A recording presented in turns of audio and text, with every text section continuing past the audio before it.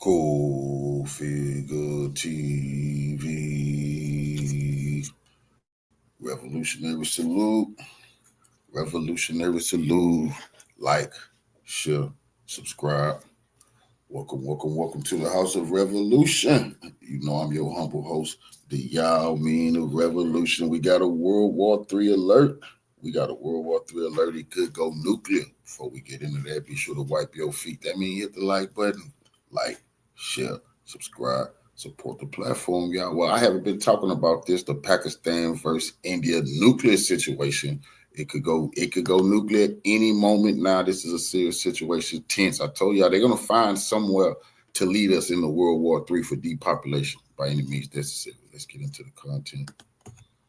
But you do admit, sir, that Pakistan has had a long history of backing and supporting and training and funding these terrorist organizations. We have been doing this dirty work for the United States for about 3 decades. They have abandoned that, which is. As we hear the rest of this story as it unfolds, do not forget what you just heard this man say. We will listen to it again.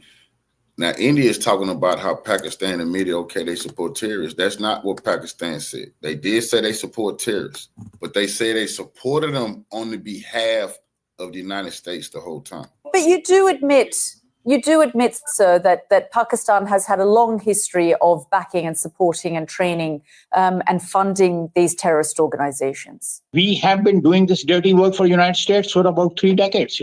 They have abandoned that, which is a very serious breakdown between the two countries. The relation between the two countries is a serious breakdown.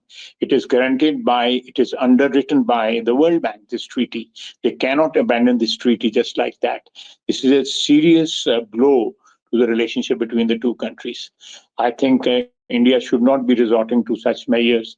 This will escalate the situation, and there's a possibility that there is a outbreak of all-out war, which will have serious repercussions not only for our region, for our countries, but rest of the world also. But you do admit, sir, that Pakistan has had a long history of backing and supporting and training and funding these terrorist organizations.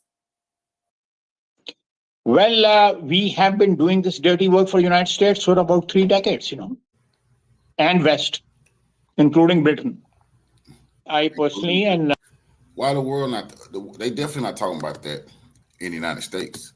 The Pakistani defense chief admitting on TV, India's very pissed. Terrorist attack done took place over there. We're gonna get into that, but he's tired of hearing people say Pakistan supporting terrorism. He say, yeah, we support terrorism. That's right. We absolutely was doing that, but we're doing it for the U.S.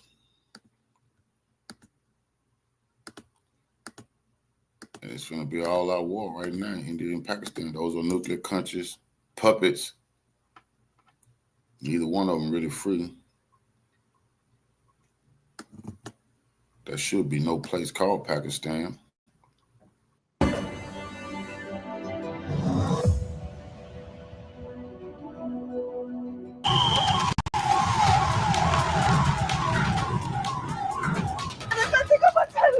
Please ask for help. You okay? You need a water, sir? Side में एक इंसान है उसने उसको गोली मारी यहाँ पे.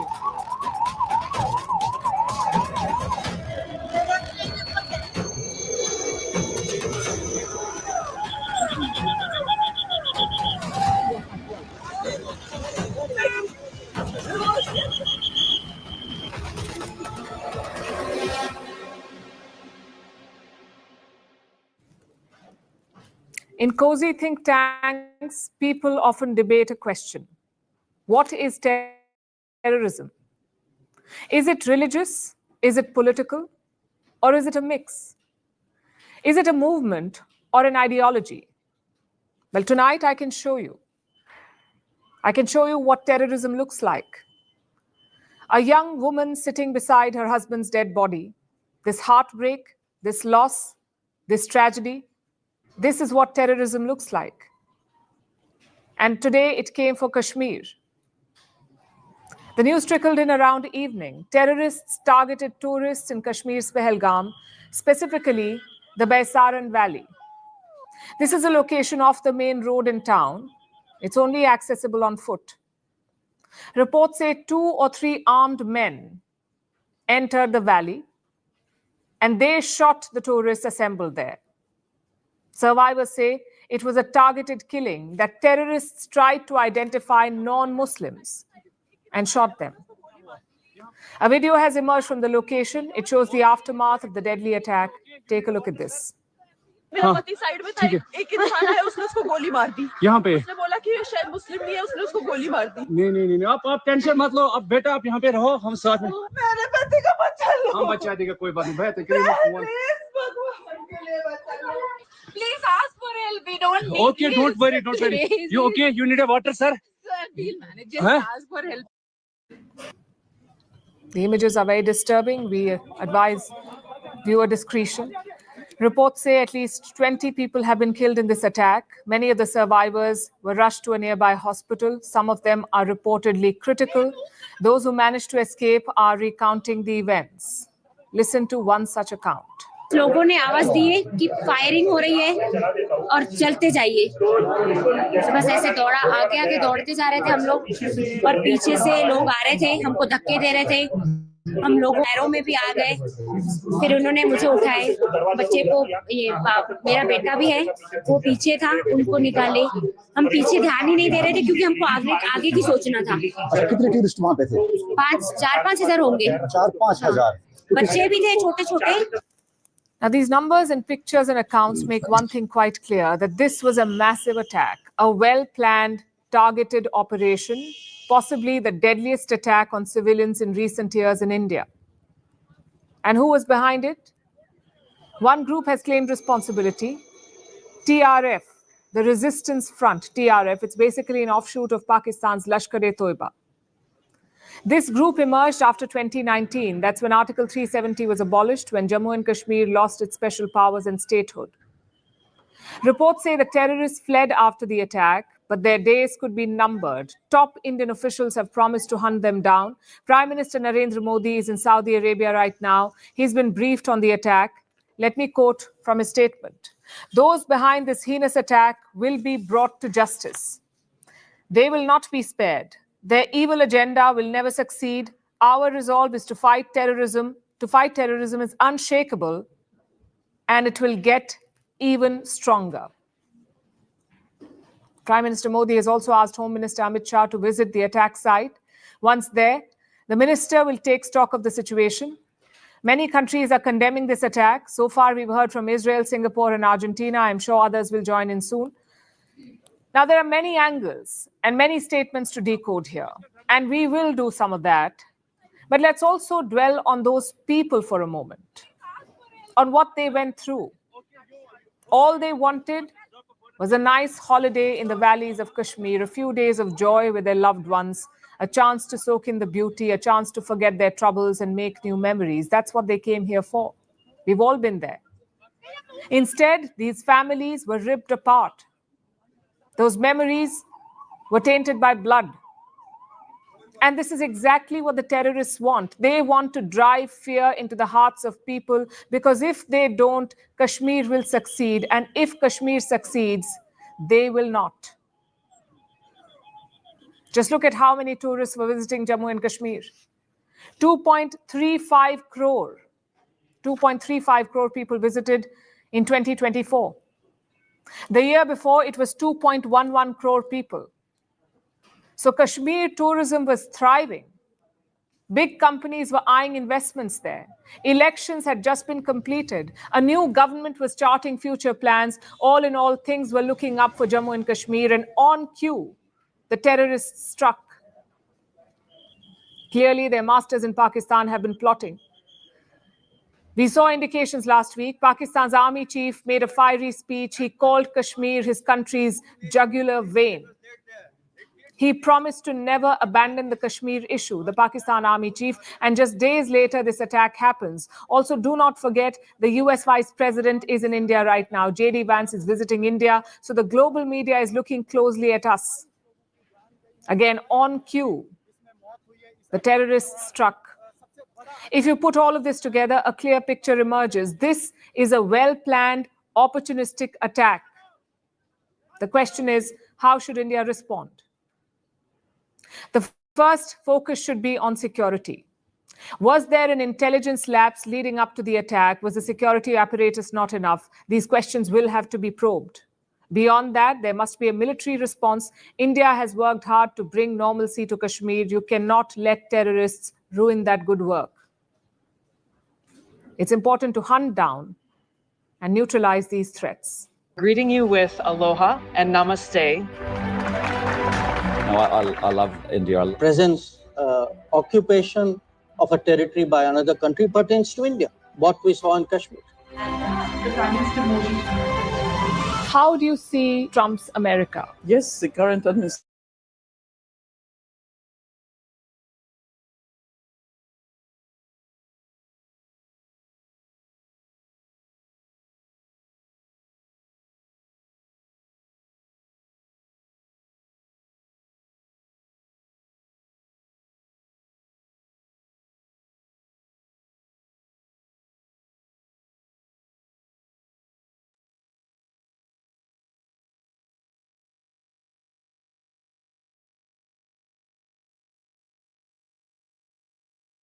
India has called Pakistan a rogue state, exposing Islamabad for its role in supporting terrorism. In a hard-hitting statement, India's Deputy Permanent Representative to the United Nations called out Pakistan for sponsoring terrorism. At the launch of the Victims of Terrorism Association network, the Indian envoy pointed to Pakistani Defense Minister Khwaja Asif's recent admission that his country has been supporting and funding terrorism for the last 3 decades, a revelation that she said surprised no one.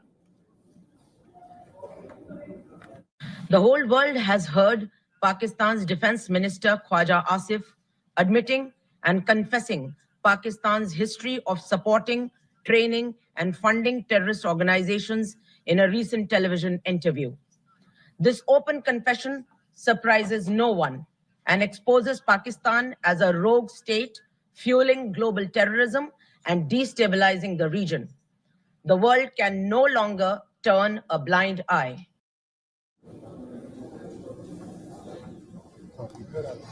The envoy, in India's right of reply, demanded that perpetrators and financiers of the Pahalgam terror attack must be held accountable. As the UN Security Council in its statement has said, perpetrators, organizers, financiers, and sponsors of reprehensible acts of terrorism must be held accountable and brought to justice. Acts of terrorism are criminal and unjustifiable, regardless of their motivation, wherever, whenever, and by whomever committed. We reiterate that terrorism in all its forms must be condemned unequivocally. This as Pakistan's Defense Minister Khwaja Asif said on Monday that a military incursion by India was imminent in the aftermath of an attack on tourists in Kashmir. There is a likelihood that India will attempt an incursion in Pakistan and will engage Pakistan militarily. That is a possibility, a very clear and stark possibility. Cannot be ruled out. We have reinforced our forces because it is something which is imminent now. However, just a day after making this statement, he clarified that his remarks suggesting an imminent Indian military incursion were misinterpreted. While Pakistani ministers continue to engage in warmongering, former Pakistan Prime Minister and PMLN founder Nawaz Sharif advised the Prime Minister Shehbaz Sharif to choose diplomacy over conflict with India. According to reports, the two brothers met in Lahore, where Nawaz Sharif insisted that he is against taking an aggressive position against India and suggested using diplomatic channels to ease the tensions between the two sides. However, Pakistan continues to provoke India with overnight firing across the line of control. The Pakistani troops violated the ceasefire with cross-border firing near Kupwara and Baramulla districts, as well as in Akhnur sector, and the Indian Army said it responded in a measured and effective manner to the provocation by the Pakistani Army. According to reports, India is considering the closure of its airspace to Pakistani airlines, which will force Islamabad to reroute these planes over China or Sri Lanka to reach Southeast Asian destinations. And India is also contemplating a ban on Pakistani ships from calling at Indian ports. Pakistan had shut its airspace to Indian airlines following New Delhi's diplomatic measures against Islamabad after April 22nd terror attack. Demokrasiden bahseden Filistin topraklarına yönelik bombardımanlarını Filistinlilerden... Meanwhile, Turkey has rejected sending arms and ammunition to Pakistan. The Turkish Defense Ministry has said that a cargo plane from Turkey had landed in Pakistan for refueling, following which the plane continued on its route. This after the arrival of a Turkish military transport aircraft in Pakistan triggered speculation that Ankara has made an urgent arms delivery to the country.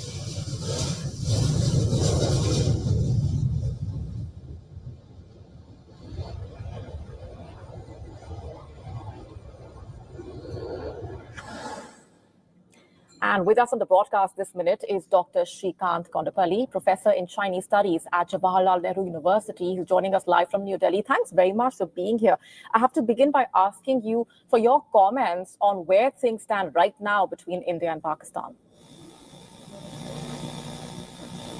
Well, I think the situation is, as the Prime Minister mentioned in the election campaign in Bihar, that there will be a hot pursuit of the terrorists and their backers. So I think there is an active preparation now. We are in the preparatory mode and looks like India is going to take action. We do not know exactly what it is, whether kinetic or non-kinetic. But there is also the international responses that have come about, and it is modulating its responses based on these as well. Of course, the deterrence capability has to be exhibited, as India did in Balakot after the Pulwama attack. And so there is a large preparation that is going on right now. Right. Also, what can you tell us about China's role as far as amid the escalating India-Pakistan tensions? Let's also talk about how China asked for a swift and fair investigation into the Pahalgam attack. What do you make of that as well? Yes, the Chinese foreign minister called up his Pakistani counterpart day before yesterday and suggested to a swift response and investigation into all of these. No, it is not clear what exactly they mean by investigation, because when the Pathankot incident took place, India invited Pakistan to be part of the investigation, and nothing came out of it. Whether China wants to join a Pahalgam investigation is not clear. Because none of the Chinese have gone to Jammu and Kashmir, because in their maps, they consider this as a disputed territory. And hence, it is not clear what exactly the Chinese are trying to say. But it also exposes a double standard here, because when COVID pandemic happened and 7 million people were killed, including over 6 lakh Indians, the Australian Prime Minister asked for an investigation into the origins of the COVID-19. Also, when the Urumqi incident happened, China did not ask for any investigation. So the Chinese retaliated with the Australian Prime Minister Scott Morrison's suggestion for an investigation by banning many of the Australian trade products, and created a lot of havoc in terms of the trade-related matters in relation to Australia. So this is a double standard, and China did not allow any investigators to conduct investigation into the various incidents of Uyghur insurgency in Xinjiang. And this suggests basically to the double standards of China in relation to what has happened in Pahalgam. Right.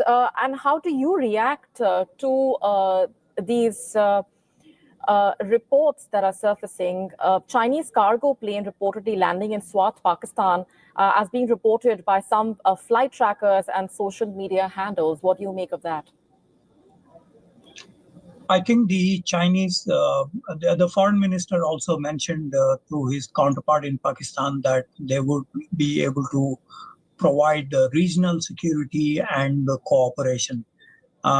We have seen since 1960s, China had sent something like 60% of all its exports to Pakistan to beef up its Army, Navy, Air Force, and also in the nuclear and ballistic missile fields.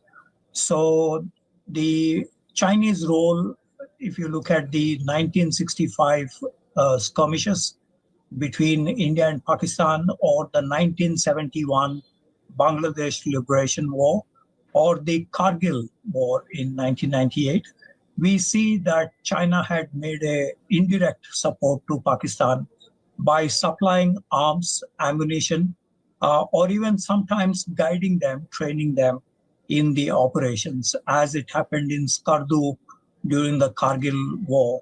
And in 1965, the Chinese have warned the Indians on the Sikkim sector. And in 1971, they deliberately released the yaks all over the northern borders that we share with China. So this looks like an indirect support that China is contemplating. But the new situation nowadays is the CPEC projects. China has invested $52 billion so far in the CPEC projects, starting from Kashgar to the highway that was constructed, the all-weather highway. And this is being widened with 40 meters of the area. And also there are the Gwadar port, the Huawei 5G networks, telecom networks, as well as the railway networks that they are trying to revamp, and so on. So for the protection of these, because there were nearly 32 Chinese who were killed in Pakistan so far, right, in the various campaigns. So China has also sent troops to Pakistan. It is estimated that they have about 36,000 what they call security guards to protect the CPEC related infrastructure projects. And most of these are actually from the People's Armed Police Force, their paramilitary forces. And this indicates that this time around, China is going to be physically involved in any future India-Pakistan conflict. All right, we're leaving it there for the moment. Thanks very much for joining us here. Thank you.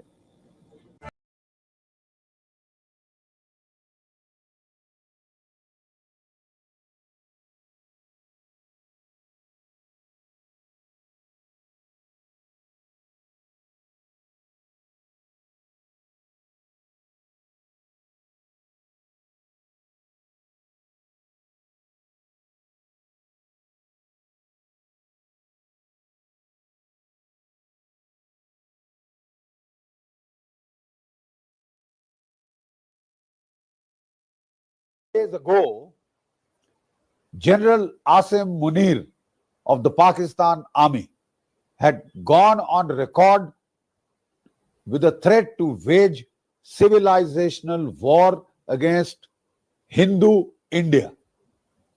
And 3 days later, we see the Kashmir Resistance Force, a clone, a mask, a cover for the ISI and the Lashkar-e-Toiba, carry out a horrific massacre of tourists in Pahalgam.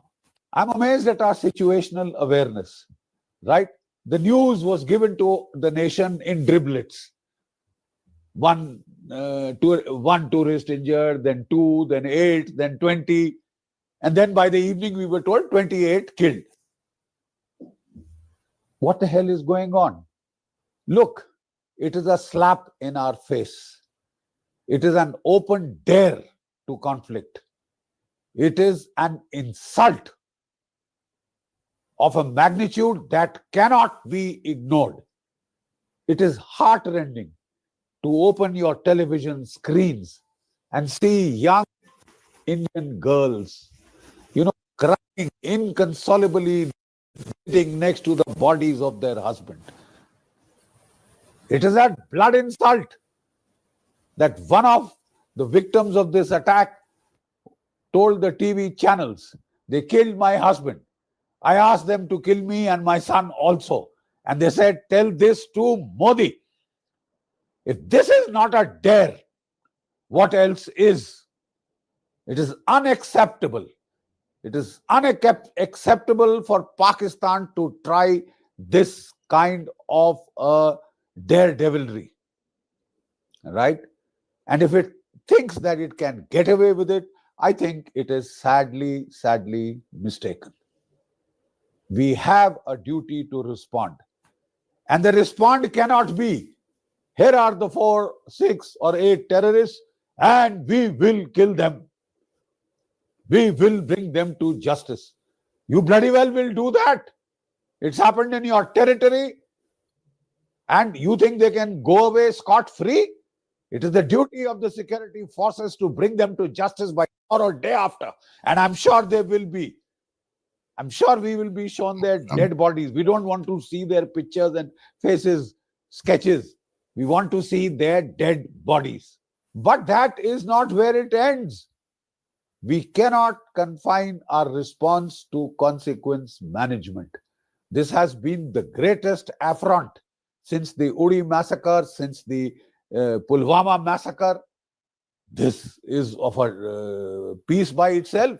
Is it designed to derail the economy of the J&K state, which since the removal of Article 370 has been on the upswing?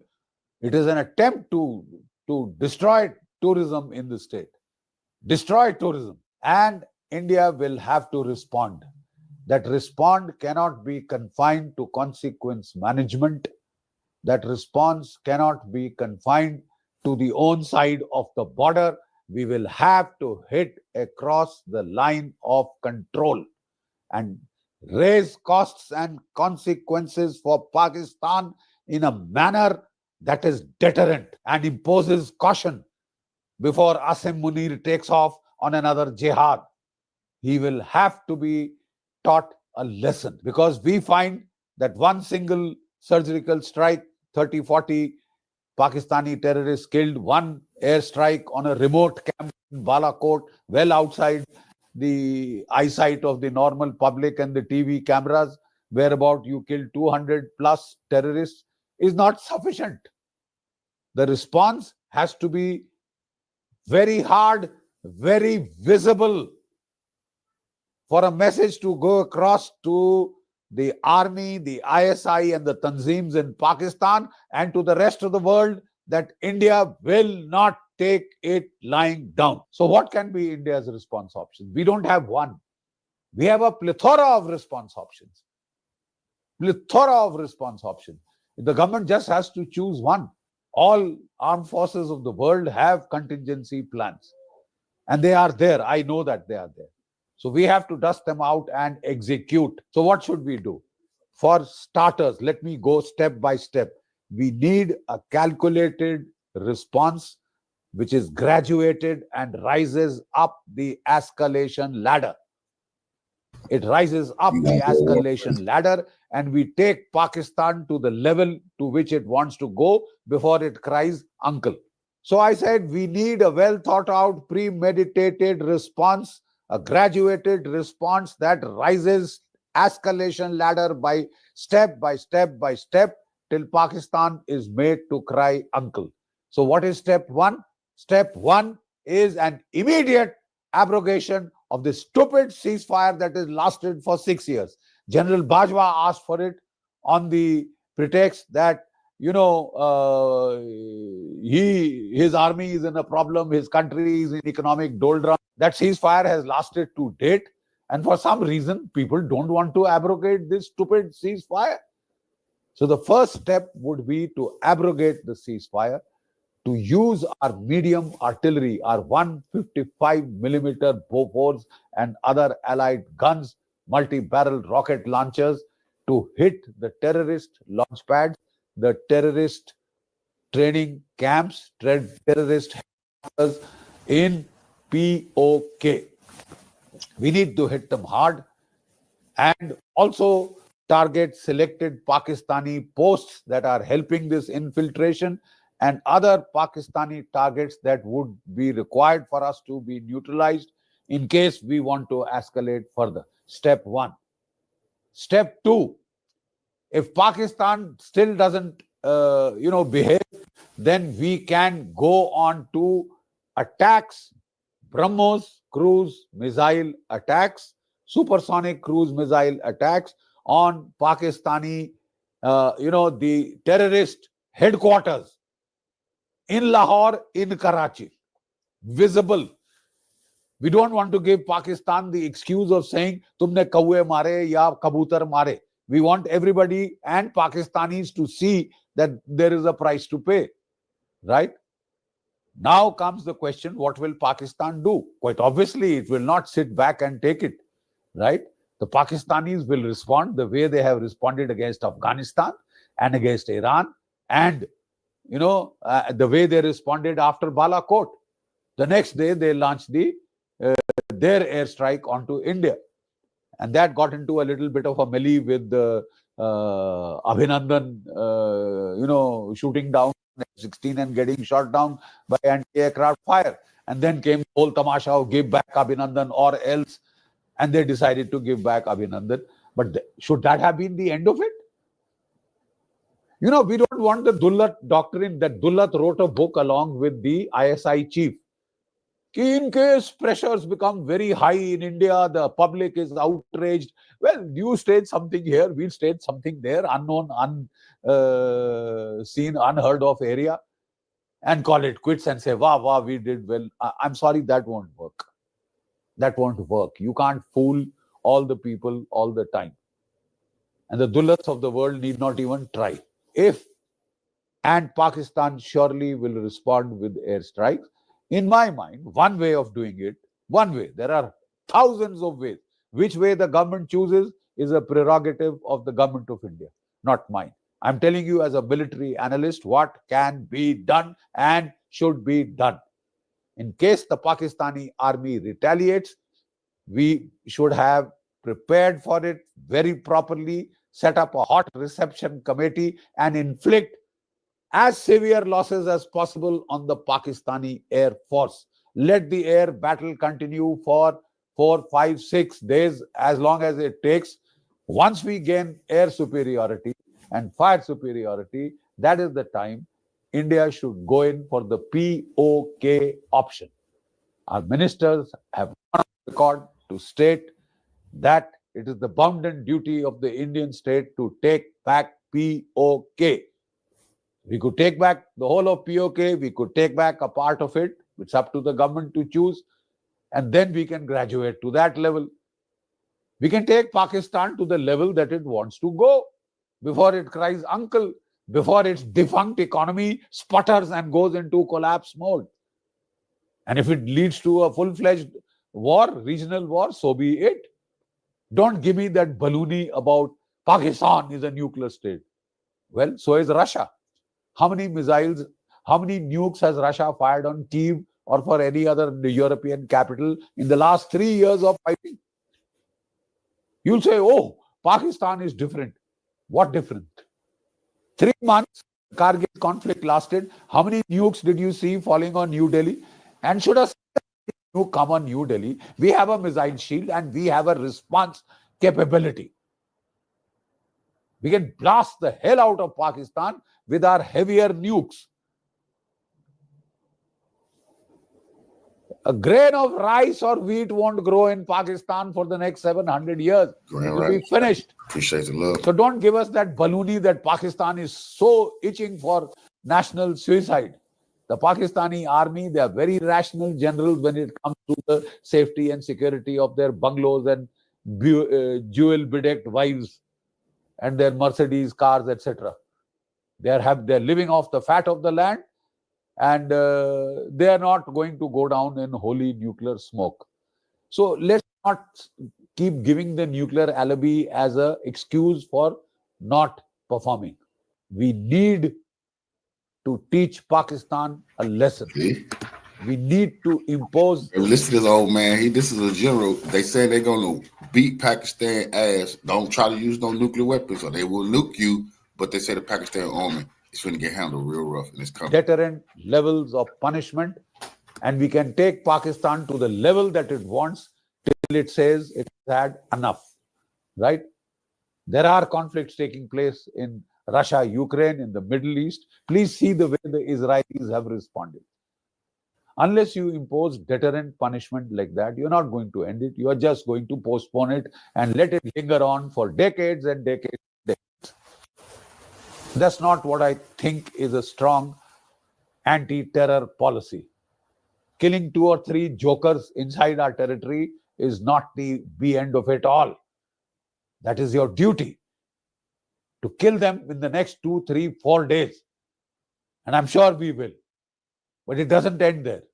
We have to impose costs and consequences on Pakistan of a level that it is forced to rethink 10 times before it plans the next terror strike. Pakistan is on the brink of economic collapse. Pakistan is on the brink of a civil war. If Pakistan has a death wish, if it wants to see its economy go down the tube of history, so be it.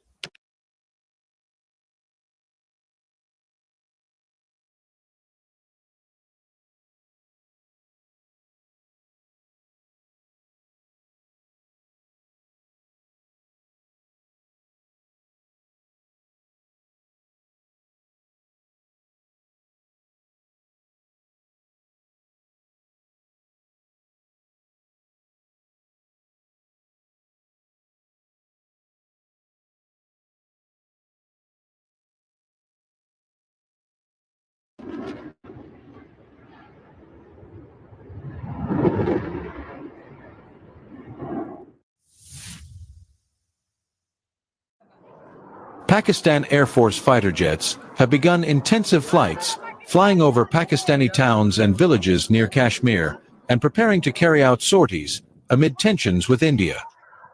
Footage surfaced online on April 27, 2025, reported that Pakistan has activated Saidu Sharif Airport in Swat and has been upgraded as an operational military airbase and operationalized airbase in Skardu. The airport with its runway has been expanded to accommodate JF-17, J-10C, including F-16 fighter jets, as Pakistan Air Force is ready to project its air power on all fronts. Worse still for India, the fighter jets are equipped with the new PL-15 long-range missile, which is an advanced long-range air-to-air weapon having a range of 200 kilometers, which was recently deployed on JF-17 Block 3 and J-10CE jets.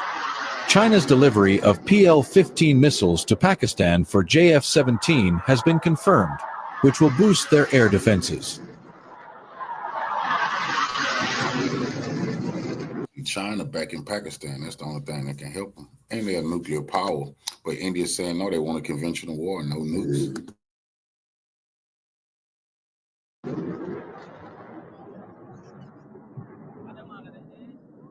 Pakistan Air Force, relying on a large number of its JF-17 Thunderjets, is now maneuvering at low altitude near Kashmir region on the day. Srinagar and Kashmir, which are occupied by India, are now just minutes away. The 4th-generation multipurpose fighter jet, well-equipped and armed, is ready to face the changing situation, given the evolving regional security dynamics. The recent tensions began by an attack in Pahalgam in Kashmir on April 22nd, which killed 26 people. India then blocked the Indus Waters Treaty and unilaterally closed the river dams, blaming Pakistan for the politically motivated attack, something Pakistan found absurd and vehemently rejected. Thus, both sides started moving heavy equipment to the border.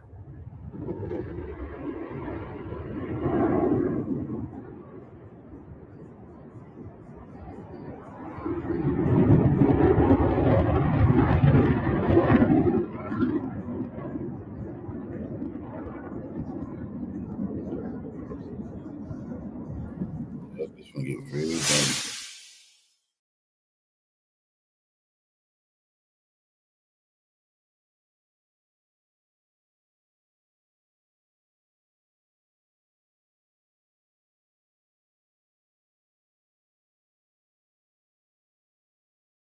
Something else we need to look at is the sabotage of an Iranian port where explosions took place. I know Mossad, I know the CIA was behind this. Iran was attacked, but it was a covert attack. And we haven't touched on it, so let's look into this. Truth. I'm in talks with some very, and again, I need to do a video for you, good for the US. And as a matter of fact, that is the reason why I'm going to do a live stream for you to detail for you that last week it was a visit by the representative of the UN. It is my belief that the representative of the UN was sent in accordance with the US because the representative of the UN wanted to ask the Houthis to stop its attacks. So why the UN will do this when they couldn't talk to the Americans to stop their attack on the Houthis? That just didn't make sense to me. So this is why I want to do an update for you. But anyway, here is the thing. As I said, Trump now has reached a deadline, or dead end rather, with the Houthis, because this may resort into either appeasement before his visits to the region. Remember, Trump is going to the region. So now after nearly 6 weeks of intensive bombardment that we are causing on Yemen and targeting the civilian locations, not a military. So this is where the problem is. The Houthis continue to assert that its operations in the Red Sea and against Israel target will not stop until the ongoing Israeli war in Gaza Strip stops. And this is where you start to realize, because here's the thing: Houthis just targeted Israeli Nevatim base in the Negev desert with a ballistic missile recently. They also shut down another MQ-9. So that just, it tells you the story right there. So I'm going to do an update for you regarding this. Second headline has to do with this one here, guys. And I know some of you will recognize the one on the right, but that's the point. My point in this picture, I need to show it again for you guys to know. Because we are to ask the questions. And the question here is that when the pictures of children in Vietnam changed the world perception, we're going to ask ourselves the logical question: why isn't it shaken by the pictures of the children in Gaza?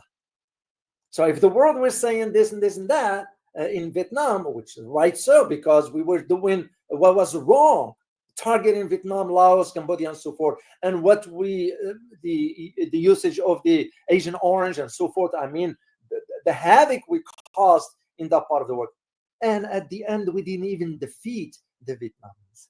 That's the thing. But my point in this, it's just the picture speaks loud for itself. You know, like they say, a picture is worth 1,000 words. So you think about this one and you say, okay, why isn't the world sort of shaken by the pictures in Gaza? Same way it did with Vietnam. Because here is the thing. In 2 days, April 30th, which is after tomorrow, that's going to mark the 50th anniversary of the end of the Vietnam War. Or I should say, of the defeat of the US in Vietnam. Yeah.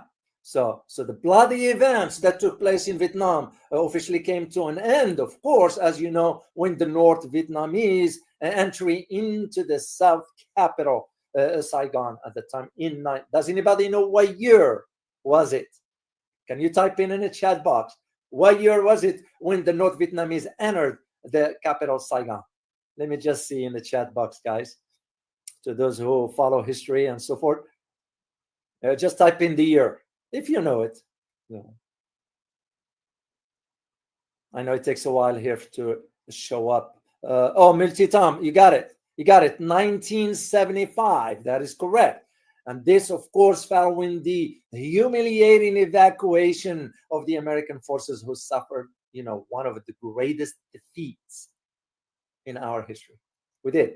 Second thing happened in Afghanistan the way we left. You all know the rest. And the third headline I want to share with you, because I can provide all sides of the arguments. And so this one has to do with China and the U.S. And this one pertained to the arrest of a U.S. soldier that's been now sentenced to 7 years in prison for spying for China. So, and I kind of digged into the guy. He was in the MI. I was in the MI unit in my military career. So his name is Corbin Schultz. He's 25 years old. So he's going to be sentenced now to 7 years. And he was right here in the base in Texas, by the way. And he provided some classified documents and information about the U.S. military, including strategies, weapons, and defense tactics. And by the way, he even shared with the Chinese, he shared the assessments of the U.S. about Chinese military capabilities. So anyway, I just wanted, because I like to provide you all, we don't just cherry picking. We don't do that in this channel here. So, all right, let's get into our conversation here, because there's a lot to cover regarding this. Of course, the ongoing talks that took place in Oman, to be specifically in Muscat, which is the capital of Oman, this past weekend on Saturday.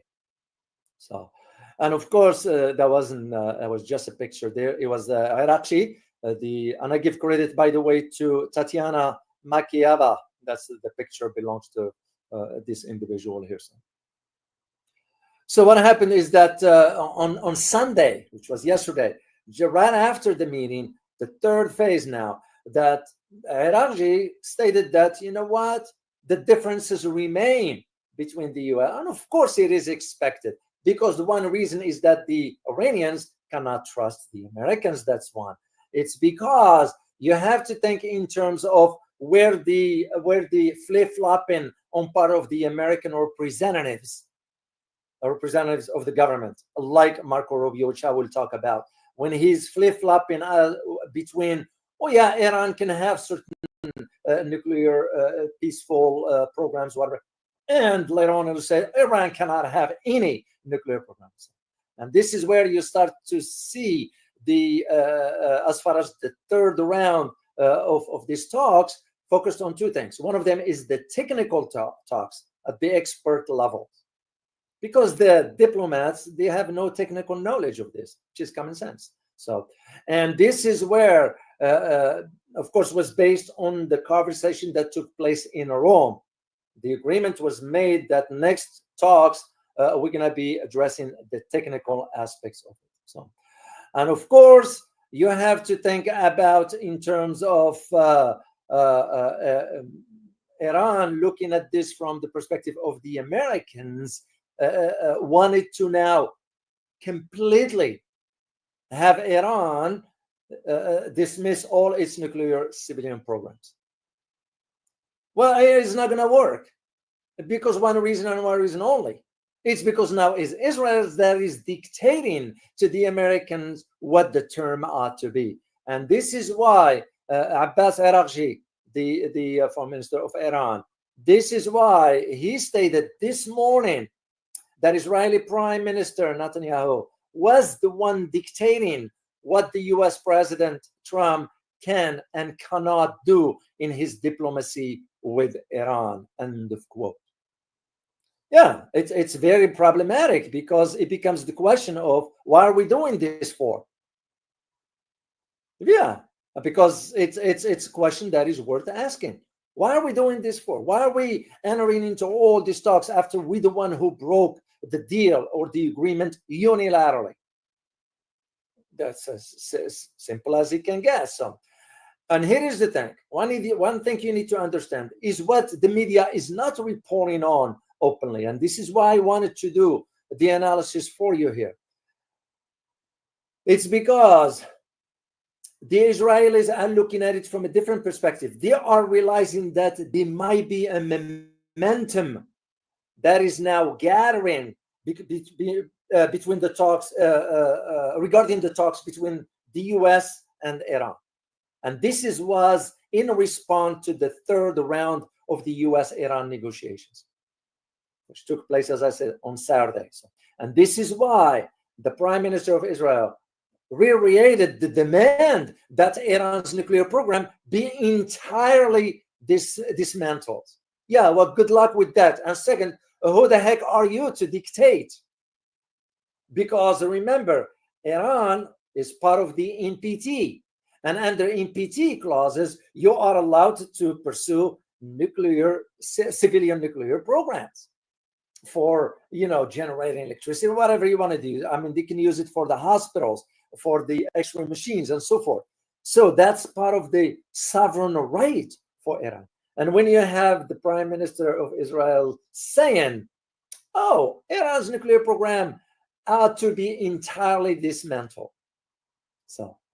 And this is why the foreign minister, of Iran is saying we have to move cautiously with this, because there is an optimism, but it has to be cautious. It's because you know how the Americans will flip quickly. And this is why it's not going to hold now that the Israelis have been put on alert, because Israelis are calculating that what if, in other words, what if the possibility of the US and Iran reach an agreement? I don't see this happening anytime soon.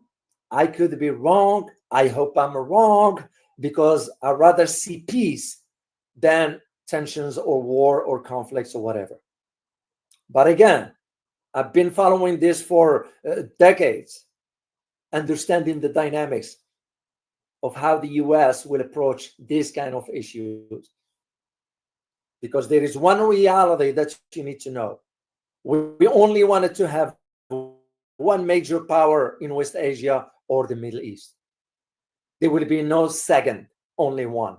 You all know what that is. And this is why now Israel is on alert, thinking that what if they reach a deal?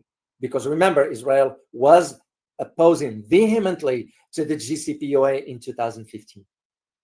And that is why Mr. Trump pulled the US unilaterally in 2018, because of the pressure from the Israelis. It's not that Mr. Trump did it on a whim of his, Donald Trump is Donald Trump, But again, this is the type we are dealing with right now. And this is one of the key aspects you have to understand about the seriousness of these negotiations. The progress is made to a degree, but again, from the Iranian perspective, they are stating that the other side, meaning the Americans, have to show seriousness. And I agree, because we say one thing and the next day we will comment with the opposite of what we said earlier. And this is why the Iranians are very specific as to requiring that the other side, meaning the Americans, demonstrate good faith, demonstrate seriousness, and demonstrate realism in what they expect. And that is exactly what Araghchi stated during an interview following the talks, the third round. So he said, and I quote, "We will enter negotiations seriously on Saturday if the other side also enters seriously. There is a possibility of progress." End of quote. And that interview, by the way, was on Friday, right before the meeting on Saturday. Now, here is where I'm going to be providing you a comparison, because you need to understand the comparison between 2015 agreement and the demands of 2025, in addition to one other key factor, it's the Israeli role into this. So here is what Marco Rubio stated, which, by the way, he flip-flops. As a matter of fact, it was an article in the Foreign Policy magazine regarding him as to how he's flip-flopping, and I'm going to share that with you as I move forward. So what Mr. Rubio is announcing, and here is what he announced on Wednesday. And Wednesday was, let me see the date here. So you have the accurate date. On Wednesday, on the 23rd of April, 3 days prior to the third round of talks in Oman, in Muscat, in Oman. Here is what he said, and I'm paraphrasing here. Washington accepts Iran's possession of a peaceful nuclear program, which also indicating a de-escalation in the disputes between the two sides after the agreements in the negotiation process recently launched in the Sultanate of Oman. End of quote. This is what Rubio is saying. So basically, Rubio is saying that we have no problem with Iran possessing a peaceful nuclear program. Now, you need to understand the division that exists within the US government. Now, was Marco Rubio speaking on behalf of Trump? I don't think so, because Mr. Trump's statement is saying, no, we don't want Iran to have any nuclear program whatsoever, because Marco Rubio is a neocon. Remember, you have Marco Rubio and you have Waltz, the national security advisor, two neocons, two war hawks. And of course, this is where the flip-flopping of Marco Rubio comes in. And what makes it concerning for the third party, which is Israel in this case, is that Mr. Arakchi, the foreign minister of Iran, signaling the possibility of reaching an agreement. Yeah, even Marco Rubio is saying this. So here is the comparison that I'm going to be providing you certain key points. In 2015, the international powers and Tehran, known as P5+1, reached the agreement and marked a turning point in the relationships between the two sides. Okay? Now, back then, the agreement centered on measures to prevent Iran from developing a nuclear weapon, as you know, because it's a public knowledge. So, and what was in return for that? It was the exchange for an exchange of the lifting of the international sanctions. The second thing regarding the 2015, the agreement included the clear provisions restricting Iran's nuclear program, okay, such as, for example, low enrichment of uranium. And of course, the prohibition of Tehran from using modern centrifuges. That was back then. And Iran agreed to those. So now the agreement also, this is in 2015, stipulated that Iran will not build any new heavy water nuclear reactors for 15 years. So 2015, so it's going to end by 2030. So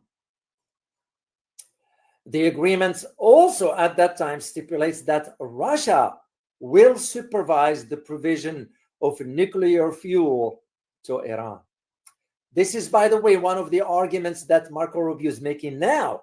Marco Rubio is saying Iran needs now to shut down all this, and it will have to import the nuclear fuel from abroad. I don't think so.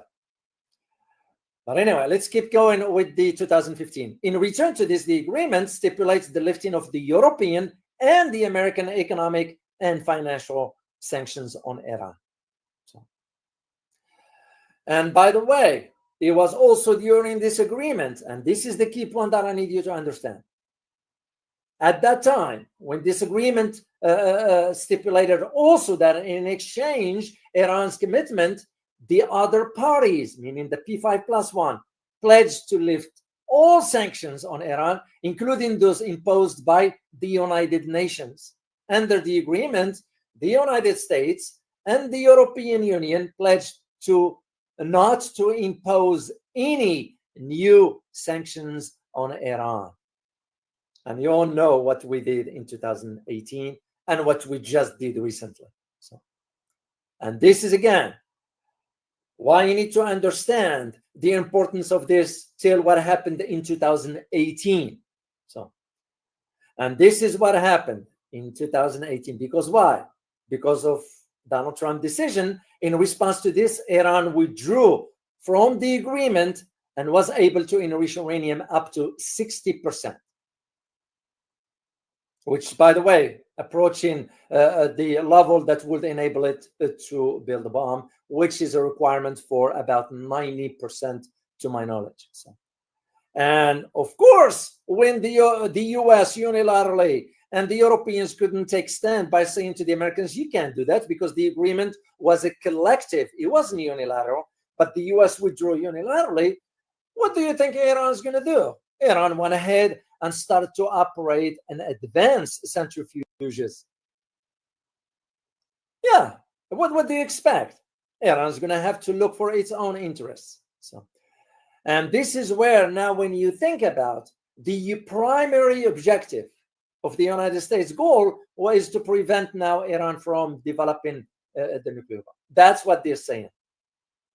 There is one key aspect that we need to talk about during this period, 2015, is because, and I need your answer on this, because I disagree with the assessments that was made regarding this, because I read an analysis that says in 2015, Iran was politically strong. And why is this? It's because it has its support from the pro-Iranian regime in Damascus, which is now, it's gone.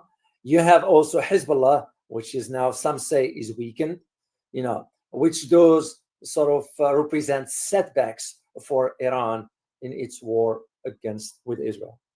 For Hezbollah, that was. What do you guys think? Do you think that Iran was in a better position in 2015, or it is currently in a better political position? So, and I just wanted to get your feedback on this. And this is why the concern now from the Iranian perspective is that the Americans will be asking for new changes or a set of new demands, which I believe will be wrong anyway, because Iranians will not agree to that. And this is one of the key that I need you to understand. Here is the other aspect of 2015 agreement. You know what it was? It was that the missile program of Iran was off the table completely. The US now is asking that will be part of the talks. Iran is saying is a red line. So, and this is once again, you have to understand all these aspects. And this is why when you hear Marco Rubio saying something and the reality is another, I am left to just question his judgments onto all this. And like I said, again, the Secretary of State has been criticized harshly. It's because of his flip-flopping. You know, it was an article by Howard Finch that includes scathing criticism of Marco Rubio, explaining that he has adopted position contrary to those he previously advocated for since assuming office. So that's I had the chance to read this in a foreign language, by the way. So, and this is why it's important for you to understand these dynamics. Liking this video so far? Don't just be a watcher. Go ahead and hit the like, share, and subscribe button. And don't forget to tap the bell so you will not miss any of my videos or live streams. This way, you will be supporting a channel that stands for the truth and objective reporting. The choice is yours. Thanks for your support. All right, now let's talk about the Israeli position. Then I'm gonna get into the explosion in Bandar Abbas. So, because we cannot ignore the Israeli position regarding all this. So, and of course, as I mentioned earlier, and I wrote about it in my Iran book, in 2015, Israel strongly opposed the nuclear agreement between Iran and the international powers. As a matter of fact, what other country opposed to that? And I did say this a couple times. So can you type in which country, in addition to Israel, at that time that opposed the Iran nuclear agreement with P5+1, or the major powers? Let me see here, because yeah, I just want to see your answer. Oh, Sophia Martinez, you got it. It was the Samir, you got it. Saudi Arabia, Saleh, Saudi Arabia, you're absolutely correct.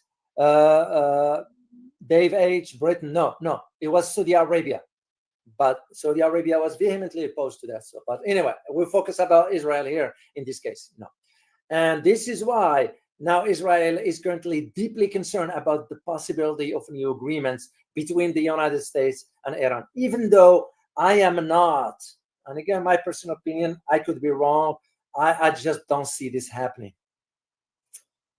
Knowing how things have been, and even during my days in Washington, you have to understand how the U.S. government, not U.S. government entities, being the Pentagon, State Department, CIA, Finance, Treasury, you name it, they don't work cohesively. Each one of them is fighting its own turf battle regarding the dominance and so forth. And this is why you are always hearing that the Prime Minister of Israel is threatening to launch a military strike on Iran almost on a daily basis. And as a matter of fact, the Iranians they are taking this seriously. This is why, as of Wednesday, they went ahead and strengthened the security measures around two main deep tunnels complexes connected to the nuclear facilities. So I do not know the locations, but if I am to guess, it will have to be the Bushehr and Isfahan. That's the only. But again, that's just my own guess that I'm thinking. So, but Israel has something else to deal with, which is the Houthis, which again, I am going to be addressing. This one comes tomorrow or Wednesday, because you need to know what's going on and why the envoy of the UN is in Yemen, wanted to have a talks with the Houthis to ask them to stop. So once again, I find it hypocritical for the UN to be asking the Houthis to stop, while not asking the United States to stop the attacks. So why the UN is not asking Israel to stop the attacks in Gaza? So to me, it's fairness, and that's again when you have to when you do analysis, you have to provide both sides of the argument, and this is the one that I am seeing as to what's going on. So now let me move into talking about what took place in Bandar Abbas. Now, this is a major. I'm going to do a little geography for you because you need to understand. But before that, I am going to play a clip for you. This way, you have an idea. Then I'll deal with the geography briefly on this one here. Let me share a screen with you. Share the footage. Here we go. Not this one. We are doing this one here.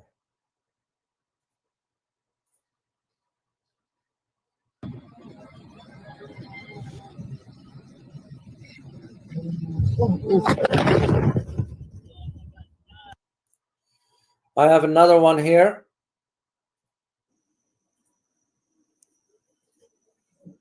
And by the way, it says right there in Arabic, "Lahdatul infijar fi mina Rajai al-Irani." This is the moment during the explosion at the Rajai port, the Iranian port.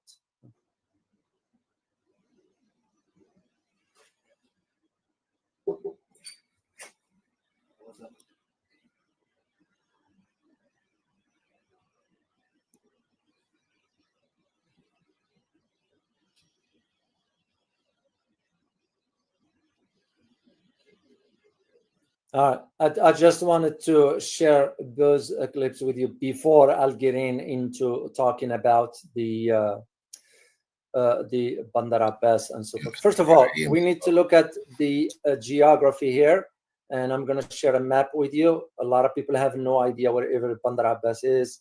It's not easy to, if you don't know, been around, to understand where that is.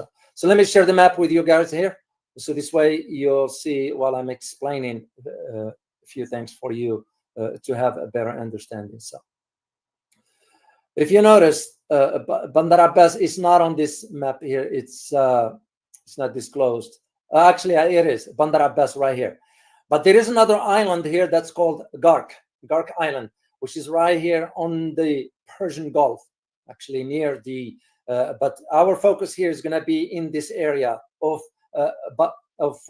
Bandar Abbas, and specifically the Rajai port. Why is this important? You may ask yourself.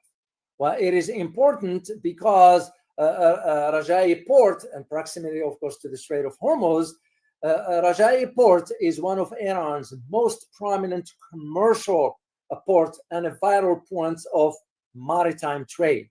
So I have a picture that was taken from an ISS, the International Space Station. That was taken a few years ago. I kept it in my record here for my own use if I ever. Take a look at this. This is from space. So, and what you're looking at, this is Gark Island. It's called the Gark. So, and I'll address this one. Gark and the Bandar Abbas or Rajai port, important. So for now, suffice it to say that the Rajai port is located in Bandar Abbas, which is the southern part of Iran. And this port serves as the country's main gateway to the Sea of Oman. Why? Because it makes it a very critical importance to regional and international trade. So, and this is where Gark Island comes in. And Gark Island is the one I showed you on the picture. Gark Island. So, the Gark Island, when you think about it, is Iran's primary oil export terminal in the Persian Gulf. So, and this one here, guys, sort of, you have to understand, in addition to its commercial and strategic importance, it has fresh water. So, and that is why it also has biological importance. So, and that's what's supporting the area of, that's the picture, by the way, you were looking at from the space stations. So when you think about the port, especially the one in Rajai port, the port is used to receive and export a variety of goods, including raw materials, consumer goods, and petroleum products. The port is also a major hub for the Iranian petroleum product export to the global market. Because remember, where it's located, it is located near the Strait of Hormuz. So, and the maritime gateway, when you consider Strait of Hormuz about 35 kilometers, but only about 3 kilometers that have both directions for the ships to go through. So, and of course, we all know the Strait of Hormuz accounts for about 20% of the world oil trade. So it's no small matter that these aspects of now the explosion is in the port. And I'm going to get into what happened based on my knowledge. And there is still, by the way, investigations going on regarding this one. So far, there have been a disclosure in Dubai, which is near in the United Arab Emirates, Dubai, that there are about 40 deaths and over 1,200 people injured. This is what's been reported as of yesterday. I'm sure this figure is still climbing, changing, and so forth. Two things you need to pay attention to. Russia has already sent a crew to deal with this. Did Russia also send some individuals to help in the investigation? I couldn't tell. What I read, based on the assessment, is that Russia sending the crew to help with extinguishing the fire. And this is why there is that question that comes to mind right now. You all remember what happened at the Beirut port 2 or 3 years ago, the explosion that took place. So seems like the massive explosion that took place in Rajai port in Bandar Abbas, it's almost similar to the one that took place in Beirut. The one in Beirut involved some highly flammable products. There is an argument that the possibility could be the same as what happened in Rajai port near Bandar Abbas. And as a matter of fact, even for us here in the US, in my state, as a matter of fact, it's only about 2 hours from where I am. It was an explosion here a few years ago, way back. I remember because I was in Baghdad when I got a word about it at that time. It was a fertilizer plant in a city called West. We had some explosion here, and the federal government got involved. They sealed off. They didn't want the information to be released as to what really happened. Could it be the same here? I don't know. So what I am interested in is understanding that how the incident coincided with the start of the third round of the nuclear talks between Iran and the United States, which was supported by the Sultanate of Oman. A coincidence, or is it a targeted incident? What do you guys think? What is your opinion? Was it just coincidence, or is it a targeted? Let me see your answer in the chat box. It's a targeted attack. It's because sometimes you have to ask the questions that matter. So, and this is why this large explosion now, the cause remain unknown. And I am here to tell you that even if Iran finds out, it is unlikely they will disclose the true reason why that is. Any country will not do that anyway. You all remember the flight, the 370 that disappeared in Southeast Asia. Remember Malaysia, somewhere around there? We never knew why till today. So now there are reports suggesting that the explosion was caused by the shipment of a missile fuel. Of course, Tehran denied this. And I can confirm this because that's what I read in the assessment, but I can't confirm it. So all I'm doing here, guys, sharing what I know, and I'll let you reach your own conclusions. So, and this is what I'm saying. As of today, Iran has already launched an investigation, and as a matter of fact, there are now over 46 dead. So, however, it was a report from the government inside Iran, from specific departments. It's called Iran's Infrastructure Communications Company. Whether it's affiliated with the government or not, I do not know. But here is what it said. It said that it has repealed widespread and complex cyber attack. Once again, I'll let you be the judge on this, because if I am to go with this theory, we've seen this before, especially with the Stuxnet. You all remember that. Who was behind it? So that's my point. I need you to understand this kind of dynamics. So, however, we cannot jump into conclusion by saying, well, Israel did this, the US did this, third party did this. We don't know, because here is the thing. Before something like this, Iran will state that it was Israel behind. They didn't say this on this one here.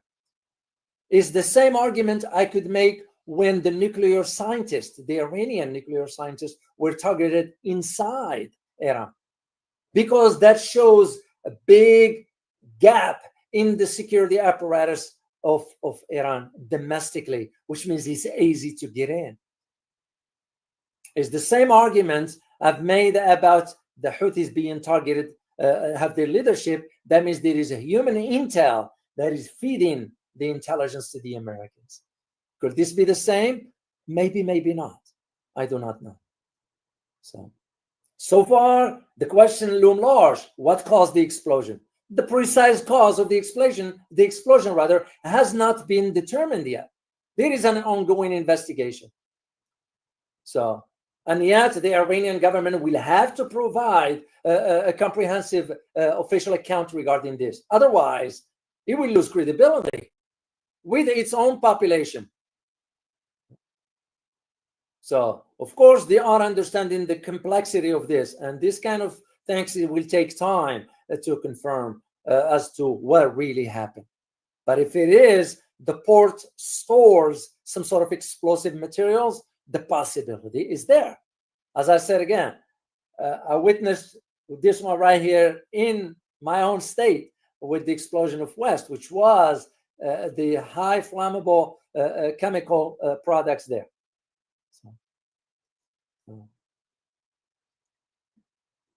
Suffice it for you to understand as to why you reach this conclusion is what type of material was stored at the port at that time of the incident. Well, according to the Iranian government, especially the Iranian Custom Administration, they are arguing that the incident likely that occurred at the warehouse because it contained hazardous and chemical material. So likely that they caught in fire. However, the Iranian government will not disclose the exact type of materials, which is a common practice. You're not going to disclose. The one we had right here in Texas, the Fed steps in, they took over the investigation. They told the state, stay aside, which is the law in our country, usually when the federal law supersedes that of the state. So when you start having the feds flashing their badges, the state authorities will have to step aside. And this is why the Iranians wants to make a distinction that this incident is not related to oil refineries, is not related to fuel tanks, and is not related to oil pipelines. The other hand, you're going to have now the Ministry of Defense in Iran. Also, we'll have to do some confirmations regarding, was there a military shipment of military equipment or explosives? And if it was it part of the explosion also? Then the second question that we're going to ask is, who's responsible for the incident? No one came forward. And Iran government cannot just throw the word, oh, there must be some terrorism. No. Terrorism acts. No, you can't. You're going to have to get to the bottom of it. And this is why they launched now the comprehensive investigation, because they're going to have to get to the bottom of it to understand how this is going forward. And as I mentioned earlier, Russia has already sort of sent aid in form of aircraft carrying specializing teams that deal with this kind of explosives. Now, moving forward, what can we expect? The impact, because there will be an economic impact. Could it be the objective for why the explosion happened, assuming it was intentional to further sink Iran's economy, because Iran is going through some hardships economically? I'll tell you two things. One of them has to do with the unemployment, and second one has to do with wages. Wages in Iran dropped from about $300 a month to about $180, to my knowledge, recently. That's almost 40 plus, almost 50%. So then you add inflation to all this. And all this will have to be taken into consideration as to what the impact of something like this. Because the Port Rajai importance to the national economy is very, very crucial. Because the impact it's going to have is on the Iranian trade. And this is what was reported by the government itself. The port is one of the country's largest maritime transit. Also one of the largest commercial ports, which handles about 50 to 55% of Iran exports and imports. It also handles about 70% of Iran's maritime transit. And of course, we can ignore the 85% of containers operations. So it's no small matter that when you have a massive damage to a port like this, it ends up harming the infrastructure, the economic infrastructure of the, which, by the way, the ports, at least the assessments that I've been reading, they are major damage. Major damage. You're talking about distances that have been impacted by this. And this leads us to also into the conversation of what this means now for the security, internal security inside Iran, but also the security and this secure transit of goods passing through this vital artery of the Iranian economy. And all this is important to put in place. I remember when I did, I think I still have it. Yeah, let me share it with you right here. Oh, not this one. Sorry. Yeah, right here. When I did this conversation about presentation, I'm sorry, about Iran back then, I had to talk about these particular locations. And this is the Gark Island. Once again, you think about the energy. And most of this importance is because of the access, because of the free passage of this. 20% of world oil goes through that location. So, but suffice it to say that when you consider both locations, makes you just wonder, meaning both locations, the Strait of Hormuz and of course the Bandar Abbas and the Gark Island also, because that's where the oil and energy goes through.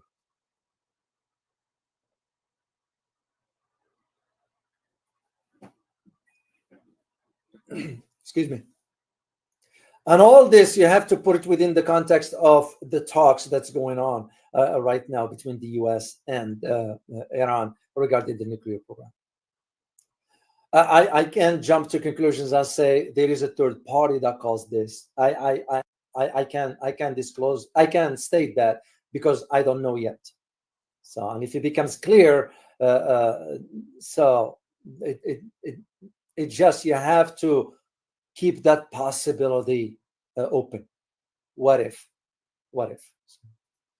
Oh, Marvin Vargas, thank you so much for your super sticker. You wrote, you ever see Beirut port explosion?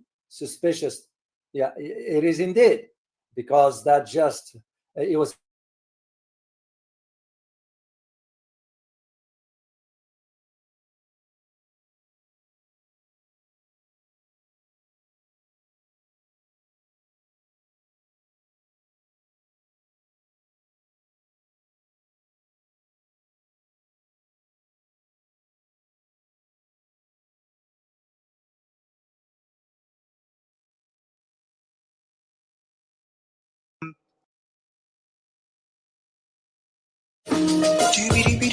Welcome to Savvy Sab's podcast. I'm your host, Sabrina Salvati. My special guest today is Professor Marandi. He is a professor at Tehran University in Iran. Welcome back, Professor Marandi. Thank you very much for inviting me. It's always a pleasure. So there's a lot happening right now with the Trump administration and with Iran. Donald Trump said recently that he is trying to make a deal with Iran. Now, this is after he threatened Iran that if they didn't have this agreement, I guess in reference to the nuclear arms, that it could be possible that there would be a war. Then he decided to back away from that and said that, basically said to Benjamin Netanyahu, you know, no, I don't agree with you striking Iran's nuclear facilities. What do you think is happening here? And do you think that there's going to be some type of a deal with Trump and Iran, especially when it concerns the nuclear facilities? It's difficult to say what will happen. When you look at everything that Trump is doing, he's constantly shifting his position. He's constantly zigzagging. And for example, when you look at what's going on in Ukraine, you really can't be sure where he's going to take the Ukraine file tomorrow. When you look at Gaza, I mean, he came to power pretending to be a man of peace, and he imposed a ceasefire literally the day before he became the president. Yet soon afterwards, he called for the ethnic cleansing of Gaza. And of course, with regards to the trade war, I think people in the United States are feeling that more than anywhere else. He's been saying different things to different people on different days, and people around him are saying contradictory things. The same is true with Iran.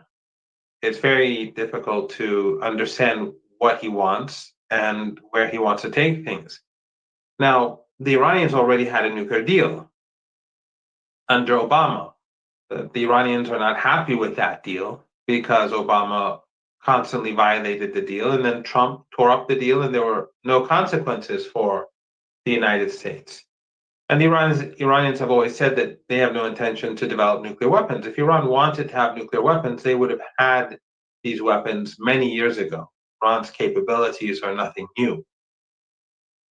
So what Iran wants is the United States to show respect, the United States to accept Iran's sovereignty, and for the United States to stop targeting ordinary Iranians through maximum pressure sanctions, because maximum pressure sanctions are intended to make people suffer. They're intended to kill ordinary people. It's just like the starvation siege in Gaza. The intention is to have children die of malnutrition. The intention is to have people have no food to eat and for everything to collapse. That's the objective. There's no other. It's not to give people a diet. In the case of Iran, the maximum pressure sanctions have always had the same objective. That's what they did to Syria. That's what caused the collapse in Syria. But Iran, being a far stronger country and a far more competent state, it has managed to not just survive, but it's also managed to grow. The economy is currently growing, and we see that Iranian infrastructure, as in the case of Iran's military capabilities, for example, has improved over the years. True, the sanctions have hurt the country. The sanctions have led to deaths. You have shortages of certain medicines. You have shortages of certain key supplies to make medicines. You have factories shutting down because of certain supplies couldn't get in, or certain machinery couldn't be replaced or repaired. People lose jobs, families fall apart. These things do happen. That's what the sanctions are all about. The Iranians want the Americans to stop that. Of course, Americans won't stop that, but a nuclear deal could bring about an easing of tensions, the Americans backing off on some areas, and the Iranians giving ground on the nuclear program to a degree which doesn't fundamentally harm the program and where Iran's sovereignty is preserved. That's basically what Iran has always been willing to do. But Trump's position has been contradictory. On one occasion, on one day, Trump has said Iran has to give up its conventional weapons, it has to give up its allies across the region, and it has to dismantle its peaceful nuclear program. On another day, Trump says that all he wants is Iran not to make a nuclear weapon. And then you have people around Trump saying different things too. So it's very difficult to see where this is going to go. So far, the nuclear negotiations, from what we're hearing in the official statements, are not going poorly. but it's clear that the two sides have a far way to go, and that there are still major differences. And since Trump is unpredictable, for me at least, that means anything can happen. So if next week we had negotiations and then suddenly it came out of Washington that we're not doing this anymore, we're going to punish the Iranians, I would not be surprised for a moment. And then again, if next week there were negotiations and afterwards Trump said, things are going fantastic, things are wonderful, I'm the best, I wouldn't be surprised with that either. The Iranian position, though, I think is predictable, and I think the Americans know what it's going to be. They will not negotiate their conventional weapons capabilities. They won't negotiate their alliances across the region, whether Palestinian or Lebanese or anyone else, or Ansarullah. That's not going to happen, or in Iraq. But with regards to the nuclear program, the Iran said, sure, if you want to have assurances that Iran is not going to develop a nuclear weapon, we can do that. That's doable. And we have to remember that Iran has negotiated with multiple administrations in the United States over its nuclear program already. So 3 years ago, during the previous presidency of Mr. Raisi, Dr. Bagheri, who was head of the nuclear file, he negotiated for many weeks in Vienna. I was there. I was a media advisor. They almost had an agreement. The Europeans were satisfied. The Iranians were satisfied. The Russians and the Chinese were satisfied. But Biden decided not to take that last step. We had the JCPOA in 2015. I was there too as a media advisor again to Dr. Zarif, the foreign minister at that time. And we had a nuclear deal, which Obama literally on the day the deal was signed, he began to violate the deal. The Treasury imposed new sanctions, and it just continued to get worse after that. So Iran has a lot of experience, and I don't think it's very difficult for the Iranians to find a solution that would be adequate for Trump if that's simply what he wants, Iran not to have a nuclear weapon. But historically speaking, the problem between Iran and the United States has never been about the nuclear program. It's never been about human rights. It's never been about terrorism or anything like that. If anyone has been terrorizing the others, the United States has been terrorizing Iranians and people across the region for decades. If it's human rights, the United States has been slaughtering across the board. We see Gaza, but Gaza's been going on for decades. The maximum pressure sanctions, U.S. support for Saddam Hussein, then the U.S. support turning against Saddam Hussein. I mean, if it's human rights and if it's the issue is Israel, and that is that the United States, its policy across West Asia and North Africa is founded upon the demands of the Israeli regime. Even though those demands are usually, if not always,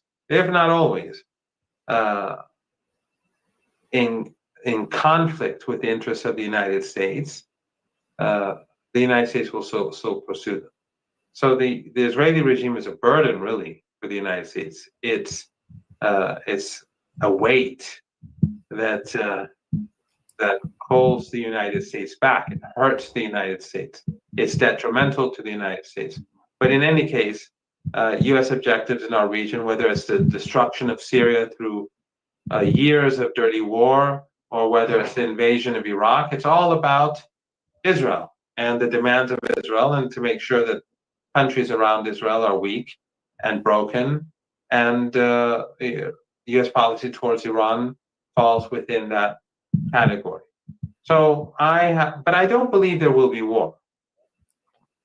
If the talks collapse, there could be violence. There could be Israeli strikes with U.S. support. There could be U.S. strikes. but a few jets. Israel cannot do much against Iran on its own. The United States can do some damage with its B-52s, and B-2s, but they would be very vulnerable. They'd have to come all the way from Diego Garcia. And Iran has a very powerful air defense, and it's been working, and it's been strengthening all of its capabilities over the last few months significantly. And Iran's counter-attack would be very significant. I think the United States would be on the losing end. It wouldn't be good for the United States if there's a military exchange. And of course, for Israel, it would be catastrophic. But that's different from a war. A war means the United States bringing in like 1.5 million people, soldiers. That's war. And they just can't do it. No one is going to host them. They don't have that sort of money or that capability anymore. This is not the 1990s. This is not 2003. The world is different. Iran is different. And the United States is different. So I don't see the United States being capable of waging war against Iran in that sense. There could be military conflict. And as I said, it would be a loss to the United States and Israel.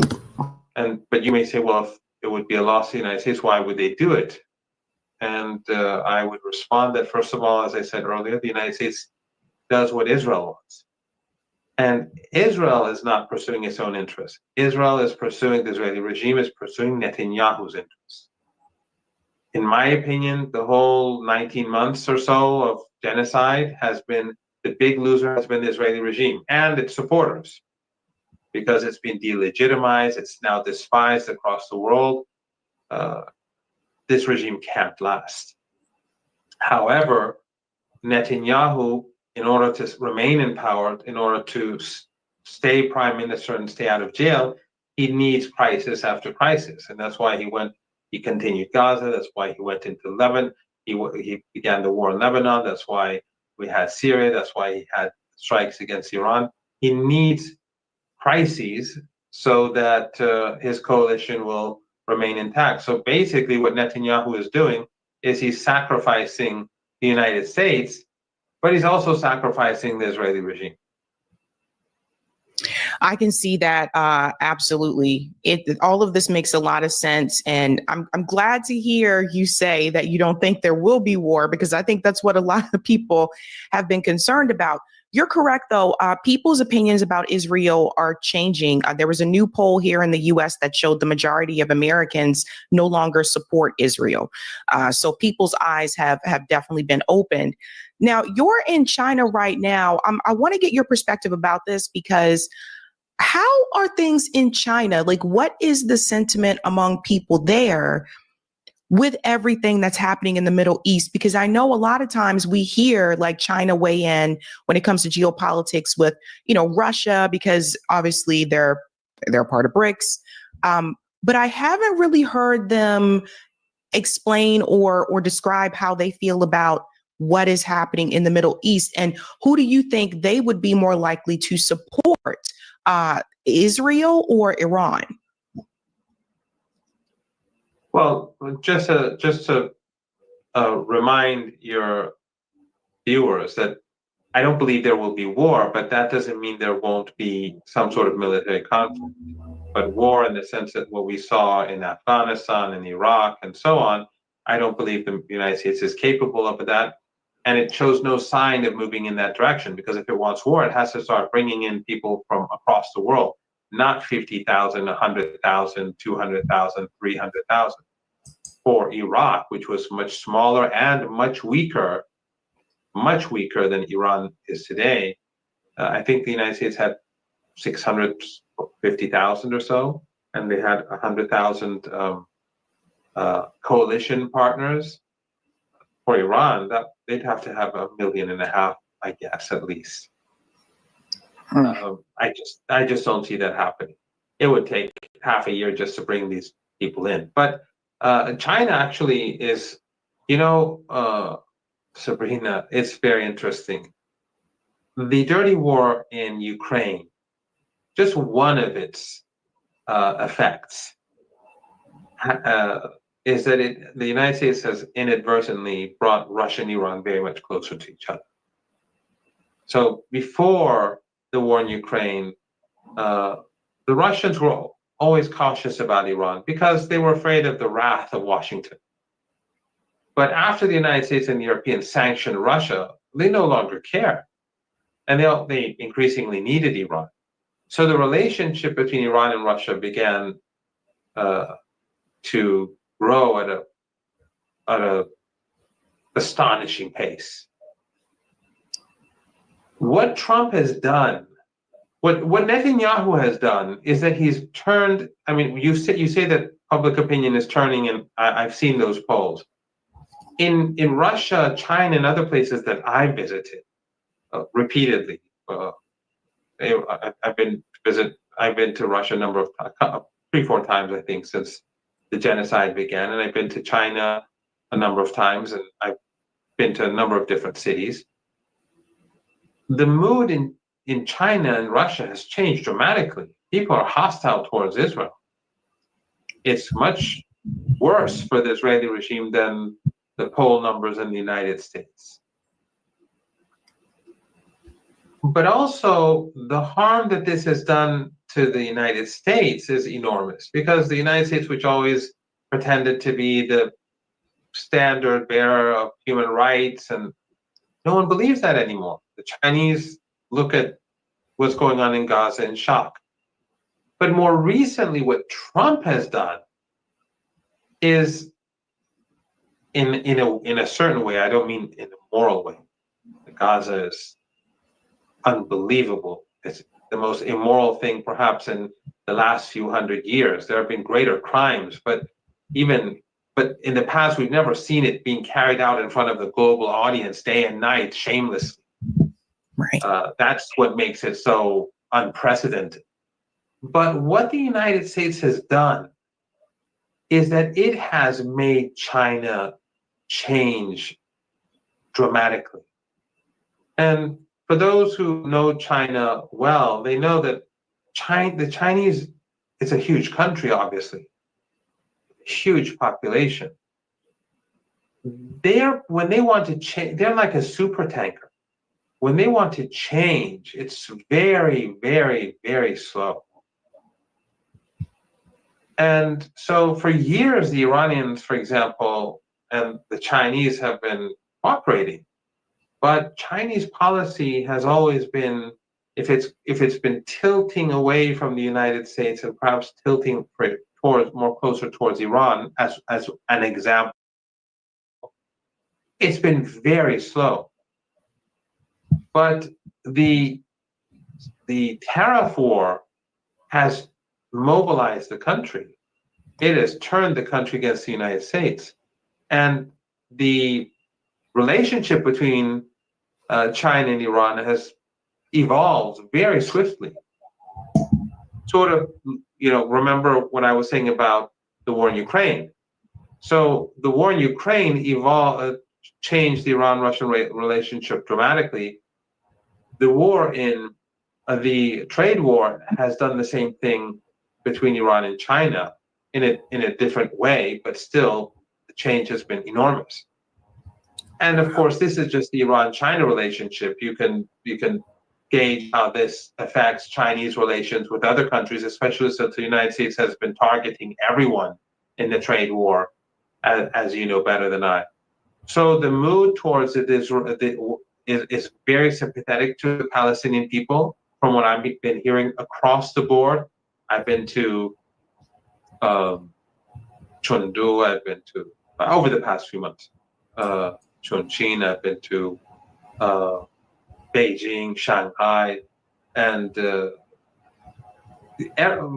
wherever you speak to people, and you hear people explain about their classes, their students, their classmates, Guangzhou, it's all, you hear the same story. People the overwhelming majority despise the Israeli regime, and now, with regards to the United States, the mood has shifted towards the United States significantly again because of the trade war.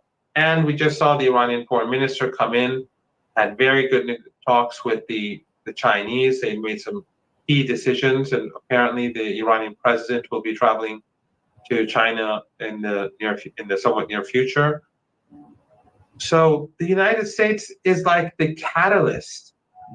Trump is like the catalyst. The United States is the catalyst that brings the world together, minus the United States. It's almost as if the U.S. has basically become, or is still becoming, isolationist. Yes, and it's helping other countries to come together to resist the United States. It's not as if it's even trying to. It's as if it's actively, it couldn't have been done better. If they plan to bring, for example, Iran and China together, it couldn't have been done better. They've done a fantastic job, if that was the intention. And you can think of all sorts of examples. I'm just saying this as an Iranian who's in China and who's been speaking to the Chinese about Gaza and about the Trare war. It's just amazing what Trump has done. It's amazing what how blind the United States is towards the new reality. How do people in China feel about Gaza? Are they shocked? Yeah, again, this is anecdotal, but in all those cities that I've named, that I've been to over the past few months, everyone who I speak to, and these are like university professors, these are university students, these are researchers, research institutions, they all say that before the genocide began, that most people really didn't, Gaza and Palestine wasn't even on their radar. There were those who supported the Palestinians and those who supported the Israelis, and most people who knew something about what was going on thought that this was a fight over land and something very far off. And after the genocide began, the sympathy for the Palestinians began to grow, and antagonistic views towards Israel also grew. And as time went on, it became much more one-sided and entrenched, and hostility became much more evident. And again, it's not complete. The Israeli regime has its own lobbyists here, it has its supporters here, but overwhelmingly, from what I've been hearing from different people from different walks of life in different cities, is that the Palestinians are people support them, and the Israelis are despised. So that seems to be the growing sentiment across the world, not just the United States. Do you think that when you look at what Benjamin Netanyahu has been doing, and I say not just Benjamin Netanyahu, Israel, even within its creation, it's really important that I stress that, because I have noticed some people who are criticizing the genocide in Gaza either won't say genocide or they're blaming it all on Benjamin Netanyahu. They won't say Israel. I've noticed this. Bernie Sanders is a perfect example. He will criticize what is happening in Gaza, and he says that it's wrong, but he always points his finger at Benjamin Netanyahu. He will not say Israel, that Israel, even within its own creation, was meant to take over the rest of the land. It was meant to push the Palestinian people out. He won't call out Zionism. It's these little things that I've noticed that I feel like some people are falling for. And I'm like, you guys notice what they're doing? They're saying Benjamin Netanyahu is the easy person to call out, right? Like, that's the easy fall guy. It's like when we criticize the billionaires, it's easy to call out Jeff Bezos. It's harder for people to call out Larry Fink, right, who owns BlackRock.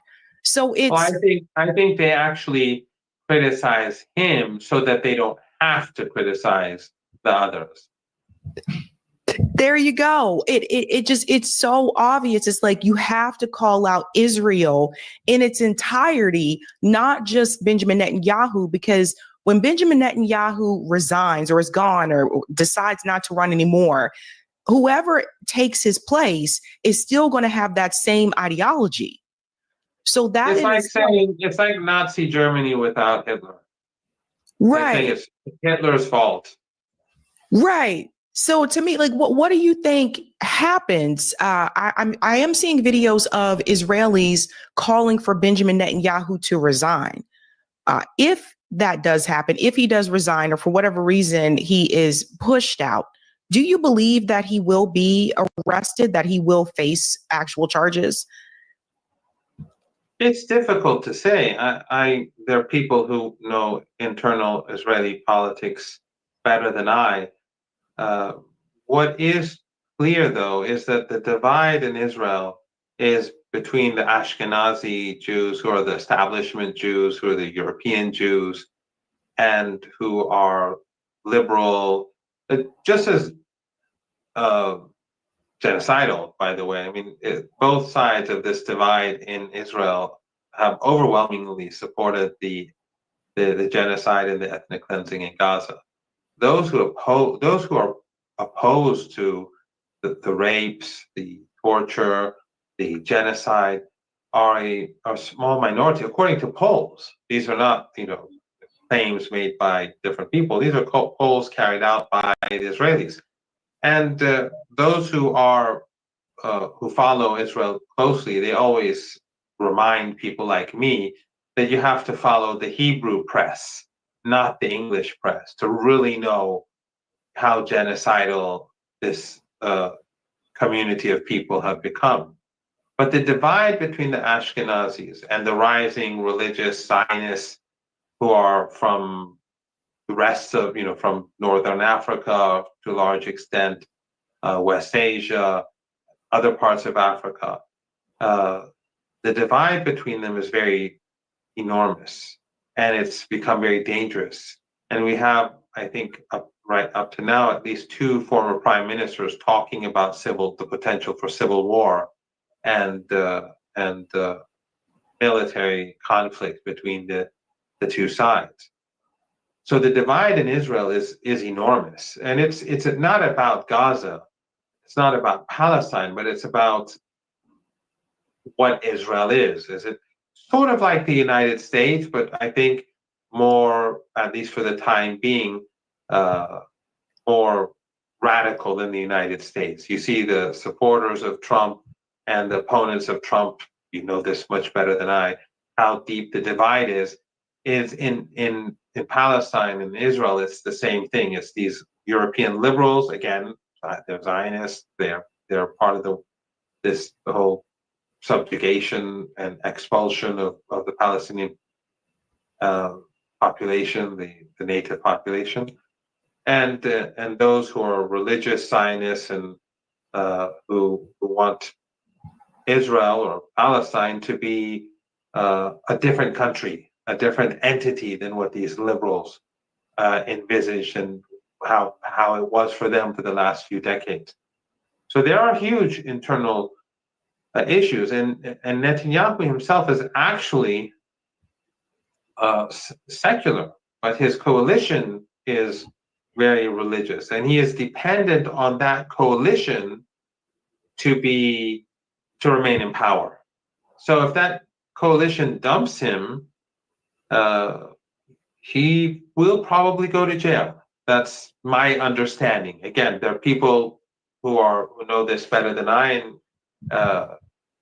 as I understand it, he will probably go to jail as a result. But those extremists, they're all extreme, but those religious extremist Zionists, they need him because he's there, because Netanyahu is very, he's how evil as he is, he's a very brilliant politician, and he's been able to remain in power for a couple of decades. So they need him. And some say that if Netanyahu goes, actually the chances for civil war inside the land, inside what is called Israel, the chances would increase dramatically. Wow. Interesting. Well, over the weekend, this was interesting as well. This has been making the rounds on social media. It appears there was an explosion in Iran. I want to talk a little bit about this because I think, some people are taking this and they're saying it was Israel. We don't know. It doesn't sound that way. It says a massive explosion at an Iranian port, possibly linked to missile fuel, kills 25, injures some 800. If we can talk a little bit about what happened here, was this an attack here from Israel, or was this just, I would say like a technical failure? What do you think is happening here at this port? Well, this actually, when you very kindly invited me to appear on your show, I was sort of wondering whether I should, because last night I really didn't sleep. I was up because here is 4.5 hours ahead of Tehran, and so I was, while the news was still being, the news was coming out from Iran, from Iranian news agencies and websites and Telegram channels and so on. At 10, 11, 12 p.m., I was up till 4:30 just trying to, keep up with the news. I couldn't sleep. So it's very upsetting to see what's happened. And there will always be, I don't like saying this conspiracy theory because how they use these terms against anyone who critiques. But in any case, for example, when President Raisi was killed last year in the helicopter crash, some believe that he was assassinated. That was me. I don't think. I don't think so. I mean, I saw the footage. There was a lot of fog, and a lot of people they continue to believe this. And I'm not saying he wasn't. I'm just saying that. So a lot of Iranians agree with you, or if that's how you still believe. It's not like I'm not. It's not just there are many people who would say no, so and so is talking nonsense. But there was very heavy fog when the helicopter took off. Skies were clear. Then it went into this place where it was very heavy fog. There were 3 helicopters. They were supposed to pull up. The pilot of this helicopter told the other 2 to pull up. He also pulled up, but apparently he was slow. Apparently the helicopter was a bit too heavy for a host of reasons that we've been told. But all that aside, the helicopter didn't explode. From what I've seen in the footage, the back of the helicopter struck the side of a mountain and then it fell. And then some people in the helicopter were alive for a few hours, for 2-3 hours. And then they died. They actually spoke on phones as they were gradually dying. One of them at least. So, but you still have this. Was he martyred as a result? Martyr in the sense that he was working for the people. Was he martyred in an accident, or was he martyred because of some plot against him? That debate still exists. I personally believe it was an accident. Again, here there are those who are going to say there was an attack, but from what I'm seeing, it looks like an accident, especially because of the footage that came out just a few hours ago that showed how the fire started. At least from one camera, you can tell that there was this small, small fire or smoke, and then it began to grow. So it's still possible. Anything is possible. But these claims that the New York Times made, which are psychological warfare, that these were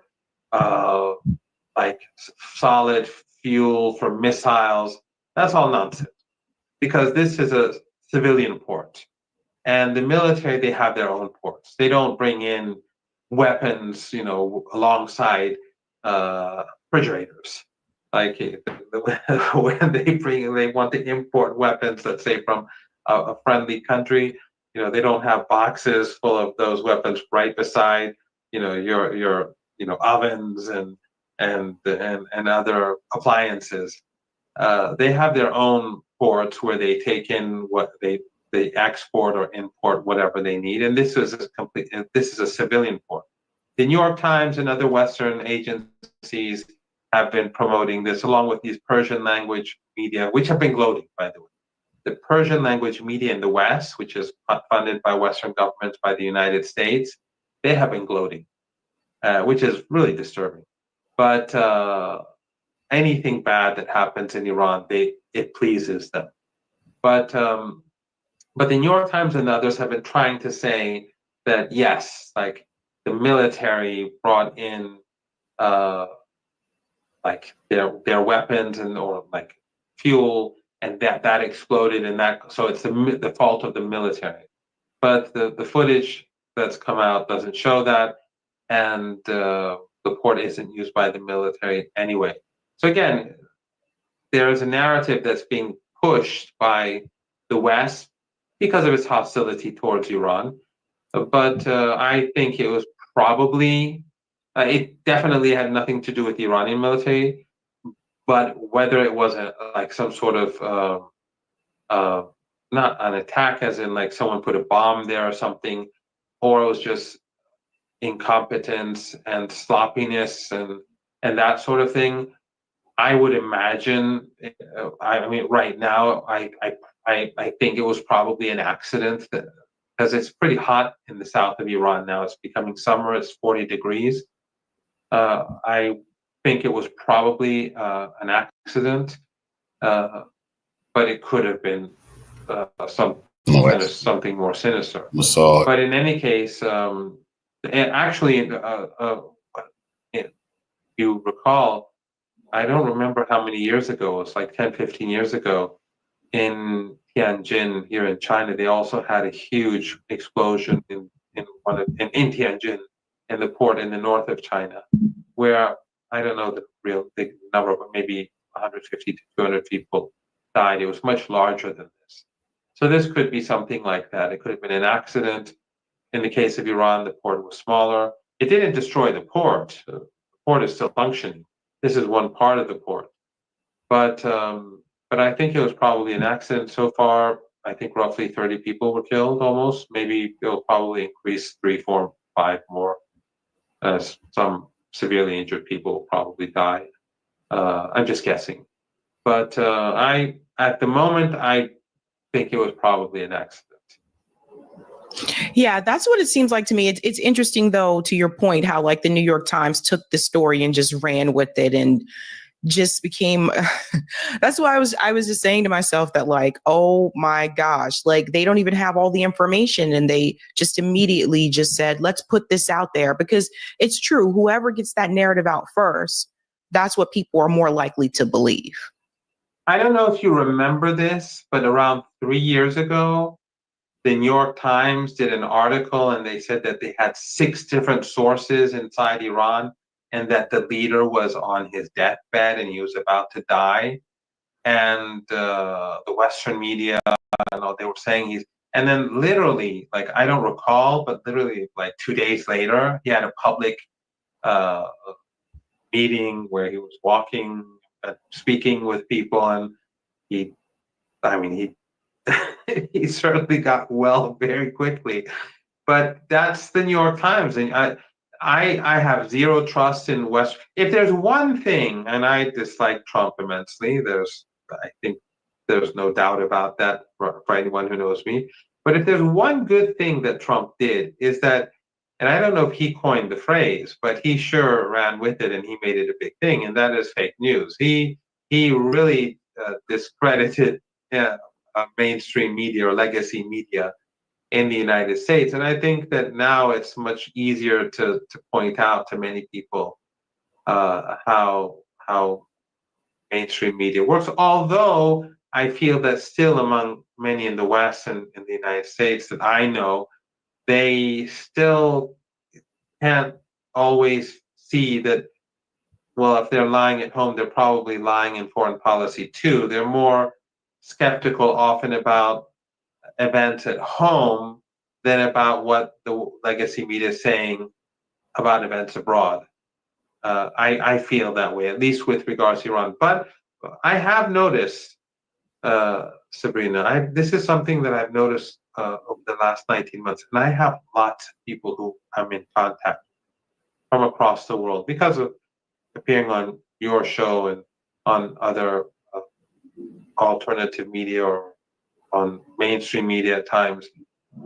And that is that Iran has the mood or the feeling towards Iran across the world has changed dramatically. And for decades, Iran has always been seen as, that the narrative they've been pretty successful in demonizing Iran. And now I see how popular Iran has become here in China, for example, but also elsewhere. And people actually, they criticize me or they criticize Iran for not carrying out an attack on Israel. And they keep saying, why doesn't Iran, as if like I'm a commander or something and I make decisions and presses some sort of button, makes the decision to strike back at the Israeli regime. But people across the world, really, many people, I'm not saying everyone, are looking to Iran as like the hope for the Palestinian people. And Iran is doing an enormous amount. The sanctions are all about Palestine. The targeting of Iran, the anti-Iranian narrative that's been going on for decades, it's all been about Palestine. And Iran continues to support Ansar Allah in Yemen because they're supporting Palestine. They're doing that inside Palestine, in Iraq, in wherever there is resistance. Iran is supporting it as far as it can, and it's a lopsided war. I mean, you have the entire Western political establishment on one side, and then you have this axis of resistance on the other side. And people's expectations, I think, are not necessarily realistic. And I'm not saying Iran is a utopia. I'm not saying the axis of resistance, they're all, everything is ideal and everything. But what I am saying is that, relatively speaking, people who in the past used to be very critical of Iran tell me that my views on Iran have changed. There's so many people who've said this, that my views on Iran have changed completely. And again, the United States apparently has become very good at making itself unpopular and making Iran popular, helping create strong bonds between Iran and Russia, and now strong bonds between Iran and China. There are a lot of brilliant people in U.S. government. Professor Morandi, thank you so much for your time. Thank you, Sabrina. Always a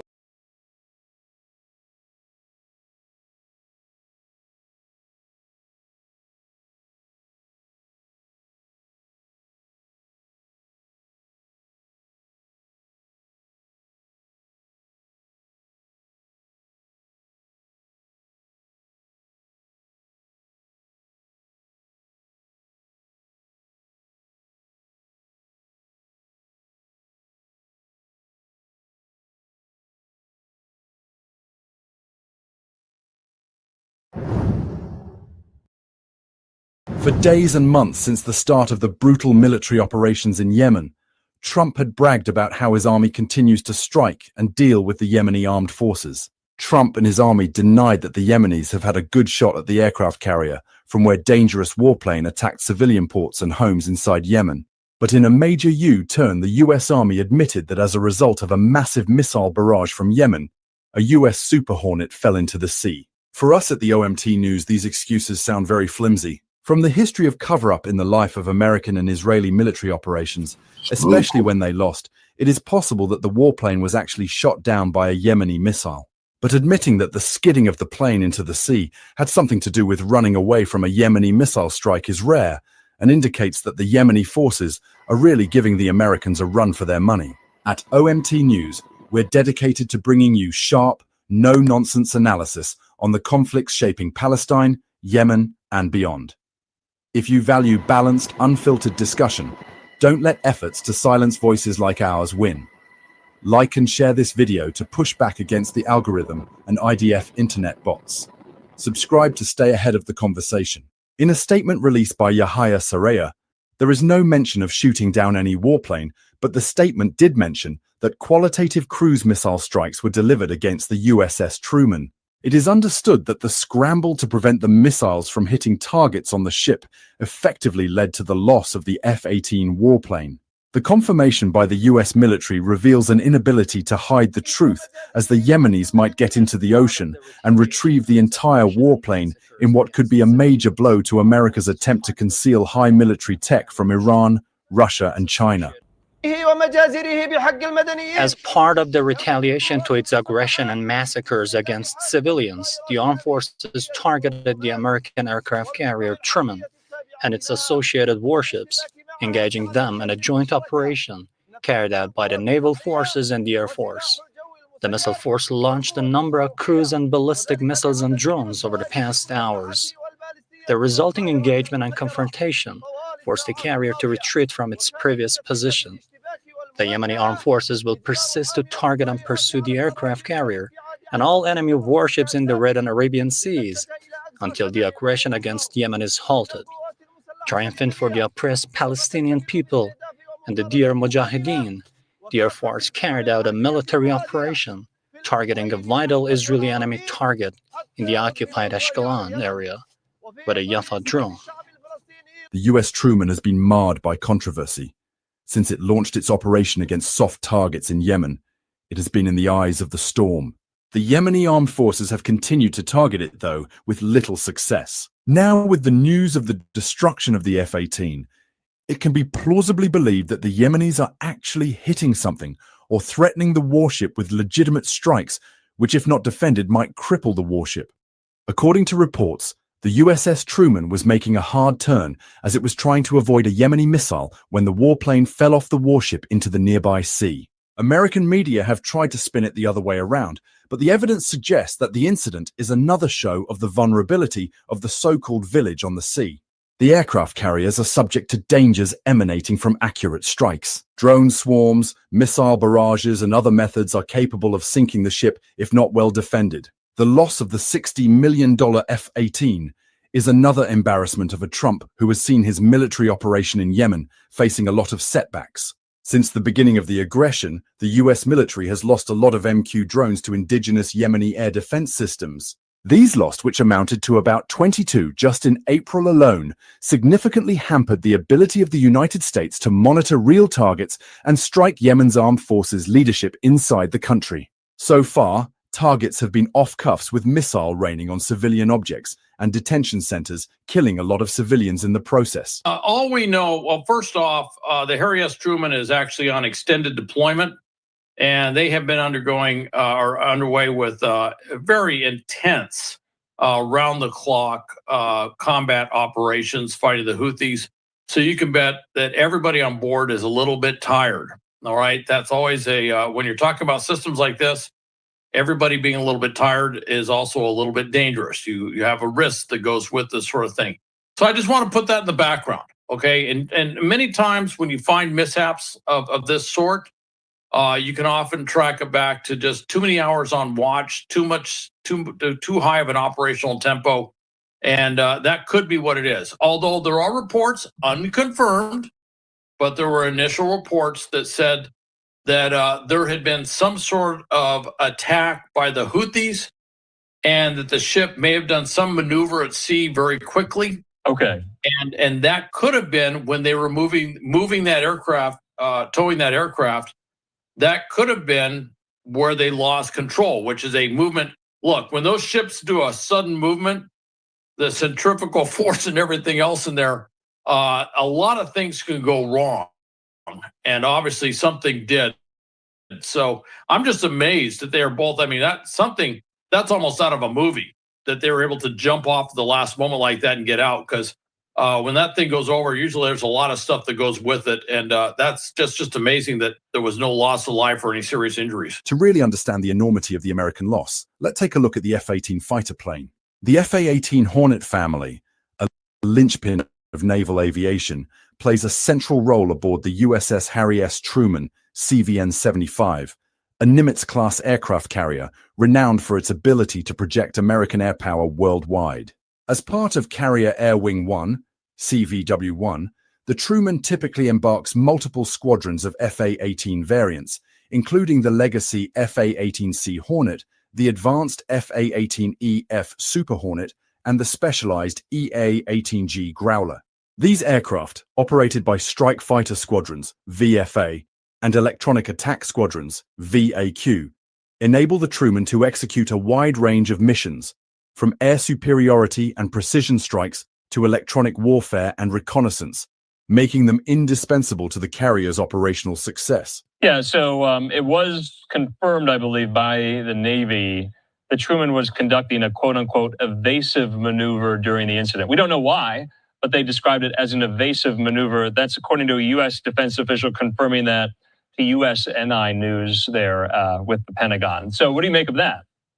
Well, what I make of that is they were moving the aircraft, and actually there's probably procedural things that they should have said something, done something to stop all movement of the aircraft, put the brakes on, do something, and they didn't do it. And maybe it was so sudden that they just couldn't get the alarm out, which kind of indicates that if it was a sudden movement and they couldn't get that out, it was an evasive movement to maybe avoid being targeted by a Houthi system. That would be very consistent with what we saw. And of course, the result was that they lost the plane, lost the tractor trailer that was pulling it, and went over the side, which is a pretty horrible loss. Those are very expensive, very advanced aircraft. And by the way, I don't know how many. The aircraft are one thing, but also I don't know how many of those towing trailer things they have on the carrier. So now they're down something that they need to move aircraft on the carrier as well. But things like this happen when you've been in a sustained high op tempo or high operational tempo combat operations of this sort, and they've been extended over. And I've seen this many times. I've seen it in particularly combat environments, where you see where they get extended over time, and you look at certain metrics, you go, more accidents, less operations, and it's because they start getting tired and they make mistakes. Yeah, I mean, according to USNI News, sailors towing the aircraft took immediate action to move clear of the aircraft before it fell overboard. An investigation is underway. We did learn from the Navy that a U.S. sailor suffered a minor injury when the jet and its tow tractor fell overboard. Hal, last question, just briefly here. Is it in the Navy's best interest to get this jet back, to tow it out of the water? Right now, it's at the bottom of the Red Sea. There might be some, they were talking about that. They were talking about doing some sort of recovery operation. But of course, as you just mentioned, it's at the bottom of the Red Sea. By the way, it's at the bottom of a Red Sea that is currently a very contested piece of water where there's a high risk of any sort of recovery assets being targeted by the Houthis, which they would. And those recovery assets are not highly maneuverable things. They tend to go out there and sit very still. And so the thought was that there probably won't be an immediate recovery of this, although I wouldn't rule out, something maybe submarine going in there and trying to identify exactly where it is, mark it, do something like that for later recovery. But it's difficult to pull stuff out that in water that deep. Yeah. The FA-18C Hornet, a single-seat multi-role fighter, has been a workhorse of naval aviation for decades. Capable of engaging both air and ground targets, it carries a suite of weapons like AIM-120 AMRAAM missiles for air-to-air combat and precision-guided munitions like JDAMs for ground strikes. Its agility and reliability have made it a mainstay, though it is gradually being phased out in favor of more advanced models. The FA-18EF Super Hornet, available in single-seat, E, and two-seat F configurations, represents a significant evolution. With a larger airframe, greater fuel capacity, and enhanced avionics, the Super Hornet boasts a longer range, heavier payload, and improved survivability. It can carry advanced weaponry, including laser-guided bombs and AGM-88 HARM missiles, and its upgraded radar and sensor suite allow for superior situational awareness. The two-seat F model often supports complex missions requiring a weapons systems officer to manage targeting and navigation. The EA-18G Growler, a derivative of the FA-18F, is tailored for electronic warfare. Equipped with jamming pods and anti-radiation missiles, It disrupts enemy radar and communications, protecting strike packages and enabling successful missions in contested environments. The Growler's role is critical in modern warfare, where electronic dominance can determine the outcome of engagements. Together, these FA-18 variants give the Truman's Air Wing unmatched flexibility, allowing it to respond to diverse threats, from enemy aircraft and ground defenses to sophisticated radar networks. Aboard the USS Truman, FA-18 operations are a symphony of precision and coordination. The carrier's 4.5-acre flight deck, equipped with 4 steam-powered catapults, launches these jets into action, accelerating them from 0 to over 150 km/h in seconds. Landings are equally intense, with pilots catching one of 4 arresting wires to stop within a few hundred feet. The Truman's deck crews, working in color-coded jerseys, manage the frenetic pace of flight operations, refueling, rearming, and maintaining aircraft under tight timelines. Each squadron typically includes 10 to 12 aircraft, and the Air Wing as a whole may field 40-50 FA-18s, alongside other aircraft like E-2 Hawkeyes and MH-60 Seahawks, depending on the mission. The Truman's FA-18s have supported numerous real-world operations. During deployments to the Middle East, Mediterranean, and Persian Gulf, they have flown combat missions against targets like ISIS in Syria and Iraq, conducted freedom of navigation operations in contested regions, and provided deterrence against adversaries. For example, in recent years, the Truman and its Air Wing have operated in the US 5th and 6th Fleet areas, responding to regional tensions and supporting NATO allies. The FA-18's ability to carry out day and night strikes, deliver precision ordnance, and adapt to evolving threats makes it a cornerstone of these missions, including the current one in Yemen.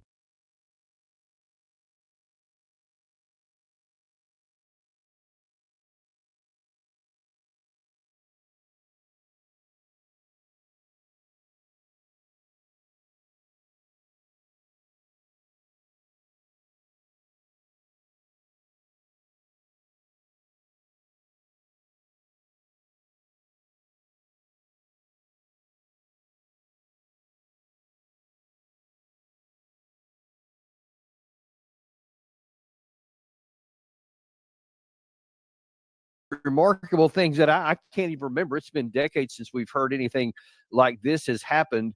And it really bears some examination of exactly what's going on, what happened, and what is the whole purpose of these ships being out there anyway? What is America's vital national interest, and is this working? Those are the questions that really need to be asked. Right now, everybody's kind of focused on what happens, and I do want to touch on that because it is important to discuss. But also, we need to look at the bigger picture. That's one of the things we have this show for, and why we have the Daniel Davis Deep Dive. So let's first of all take a look at it. What's being reported is what actually happened. Now, as you may know, the USS Harry S. Truman, and there's actually 2 aircraft carrier battle groups in the region right now. One of them right now, at least the Truman Aircraft Battle Group, is operating in the Red Sea, ostensibly to try and keep the Red Sea open to traffic. And there's been an ongoing situation really since October 2023, when the Houthis decided that they're going to stand in solidarity with their brethren in Gaza during the Israeli-Hamas war, because they say, you guys are killing too many innocent Palestinian people, and we want to, do whatever we can to be in solidarity. So that they said they're going to start attacking any shipping going to Israel in the Red Sea. And you may recall the Biden administration tried for a long time to try to bring them to their heels. The Israelis tried to bring them to their heels. None of it worked. Well, starting on about the 15th of March of this year, the Trump administration decided they would give their hand at it, and that they would start attacking the Houthis. And it was this big attack on the 15th of March. We said it was going to be this relentless bombing campaign, etc. Well, problem is the Houthis didn't get our memo, because they said, yeah, we've been doing this a long time, and we're going to continue to do it. So now then we're really operating on almost a no-win situation, because the question is, now what are you going to do? Because we have already, our ships have been attacked several times, and we've been able to knock the weapons down. There was one time reported during the Biden administration to where one of the missiles got so close that it was actually almost got to the ship and was knocked down by kind of like a Gatling gun right before it impacted. So it was very close. It was a near miss. And I've always said, one of our ships gets hit and it changes the game entirely. And so far that hasn't happened. But now then, what's being reported by the Pentagon was apparently the Harry S. Truman came under fire from a missile. And the ship had to take evasive action. And it's a remarkable thing that, Gary, if you can replay that video there, because I want to comment on a part of what happened there. You see right here, this is, I think this is the Gerald R. Ford actually going through time trials. And you see how sharp that thing is when it's turning like that. And these things are apparently very maneuverable. But when you make these huge moves with these very large ships, they list very heavily over to the side. From what we can understand, from what's being reported, there was an in process. That shot there is really the money shot, because you can see how far over that thing is tilting. Obviously, anything on the deck that would be on there at the time has to be battened down, or it can roll off, and that's apparently what happened. One of the aircraft, one of the F-18 Super Hornets, was being moved by a tractor on board when all of a sudden, apparently, the radar signaled that there was an incoming missile, and they had to take evasive action. And as you can see there, when they have to do that, they don't have any time to do anything, so they, I'm sure, sound some alarm, but there wasn't time to get the ship knocked out, or to get the aircraft battened down, so that when they had that big hard shift to the right you saw there on that evasive maneuver, apparently it literally rolled into the sea, both the aircraft and the tractor itself. According to the reports, the crew was able to get out of the way. One person was slightly injured, but no one lost their lives, so it's really good in that regard. We're very grateful for that. I did take the opportunity today. We're going to have British Commodore Steve Jeremy on later this week. We've had him on many times, a friend of the show. But since he is actually operated on an aircraft carrier in combat, I reached out to him this morning and asked him if he could explain to us what may have happened here. If you could just tell us a little bit about what, as far as you know anyway, from the media reports, what do you think happened, and experience with this? Yeah, I mean, the point about aircraft on aircraft carriers is that they need to be glued down onto the deck, and that if the ship's moving a lot and they're not glued, I say glued, I'm using that as a sort of shorthand for chocking the aircraft, but also across an aircraft carrier flight deck, there are lots of hard points which you use metal chains to actually lock the aircraft on when it's on deck. And when you're moving the aircraft, those chains are unleashed, and you've got a handler, an electrical handler, and the deck crew are working with it. But then when you got the aircraft where you want it, and on a carrier, you're always moving aircraft around. But when you've got it to where you want it, then you chock it down, lock it down, and it should be good to go. But of course, the issue here is that if you're under attack or air attack, and you're moving quickly, then those things can sort of fall out of phase. This actually happened to us in HMS Invincible during the Falklands War, where actually we lost a Sea Harrier over the side. I think I was actually airborne at the time, or actually we might have been in San Carlos. But the aircraft, the flight deck was actually quite slippery, and I don't think it was under air attack. And anyway, the nose mill on the aircraft actually pivoted, and the aircraft went over the side. The pilot was in it at the time, and he ejected. For this one, it's difficult to say without knowing about the circumstances, Danny. But if they were under attack and the ship was manoeuvring, then it could have been a breakdown in communications between the four key elements of this. So you've got in the ship, you've got the CIC, Combat Information Center in America. It's an operations room in Britain, but it's the same thing. Down in the bowels of the ship, and they're the people who've got all the radars on, and they're giving the warnings of stuff coming in. You've got the bridge, who are actually handling the ship's rudders and engines. You've got what we call FLICO, and I guess it's the same in an American carrier, but where you coordinate from the flight deck. And when you look up on the island of a carrier, then there's a glass area where people can look out over the whole of the deck.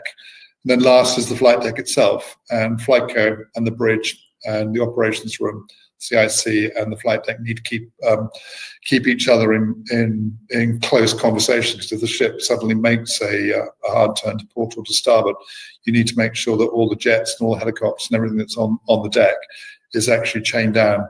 So I would guess that that's probably what's happened, but it's and how long, if you can say, from the time, let's say on the radar room where they say, hey, we've got an incoming missile or a drone or something like that, how much time do you have before you have to start taking evasive maneuvers? Oh, they'll want to move quickly, but usually you have unless it's a pop-up target, which is a target which is you hadn't expected, then usually there's a bit of time, because actually you would expect to see it at range, especially if they've got Hawkeyes airborne, so the air surveillance aircraft airborne. If they've got those airborne, then you'd expect to see most targets at some range. But if it's a pop-up target, then you're talking probably sort of could be 10, 15, 20 seconds or so before you take the maneuver at the most. You really want to be moving quickly, really. So if it's a situation to where they were already towing, because apparently there was a tractor that was moving an aircraft somewhere on the deck, so it could be that there wasn't time to actually warn them, hey, get that thing locked down. We have to maneuver now. I mean, is that a fair possibility? It is. I mean, if it's actually the tractors are actually they're electric, battery-driven tractors, and they're usually on the nose of the aircraft or the tail of some helicopters. So they're quite flexible. But when the aircraft's being moved, then you've got, as well as the tractor driver, you've also got a number of people who are walking with the aircraft with chocks and chains ready to lash it down. And as soon as it's in position, then you'll lash it down. So again, without knowing, I mean, it could have been a failure of a lashing or something like that, or on incorrect lashing. But again, I would suspect that if the aircraft was being maneuvered, then it was in transit from one lockdown position to another lockdown position, or indeed for a launch. It's difficult to say. Again, as the aircraft are coming, especially with American carrier, you've got a large number of launch. You might be launching sort of 8 jets. All in a stream, ready to go onto the catapult, or recovering them as well. It makes for a very, very busy time on the flight deck. And if something comes in during that and it's a short notice target, then I can imagine that an accident could have happened. Well, let's say it was a pop-up situation.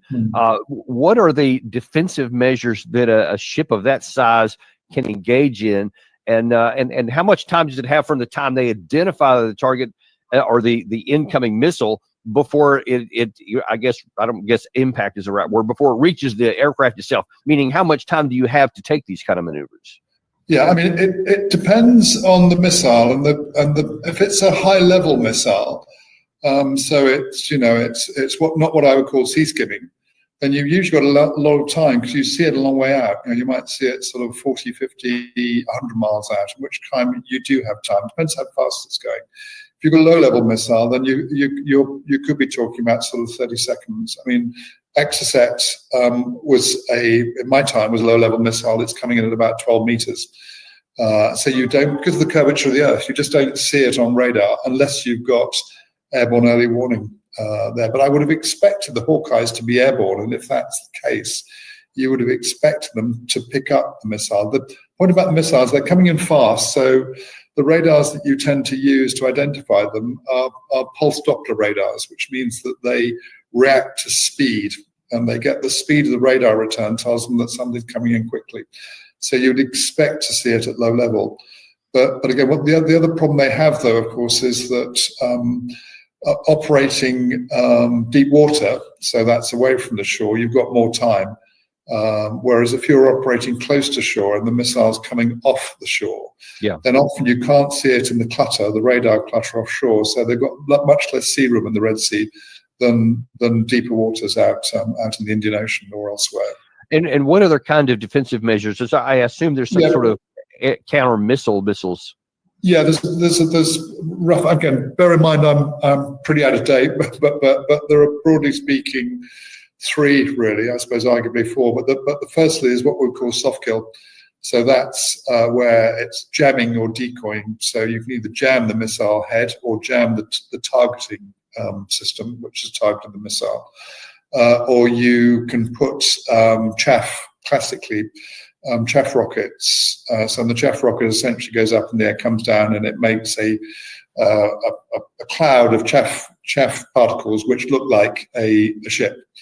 And what you'd often do with those, if you fired a set of 6 chaff missiles, for example, you would then turn the ship so the ship ran in the same direction as the wind.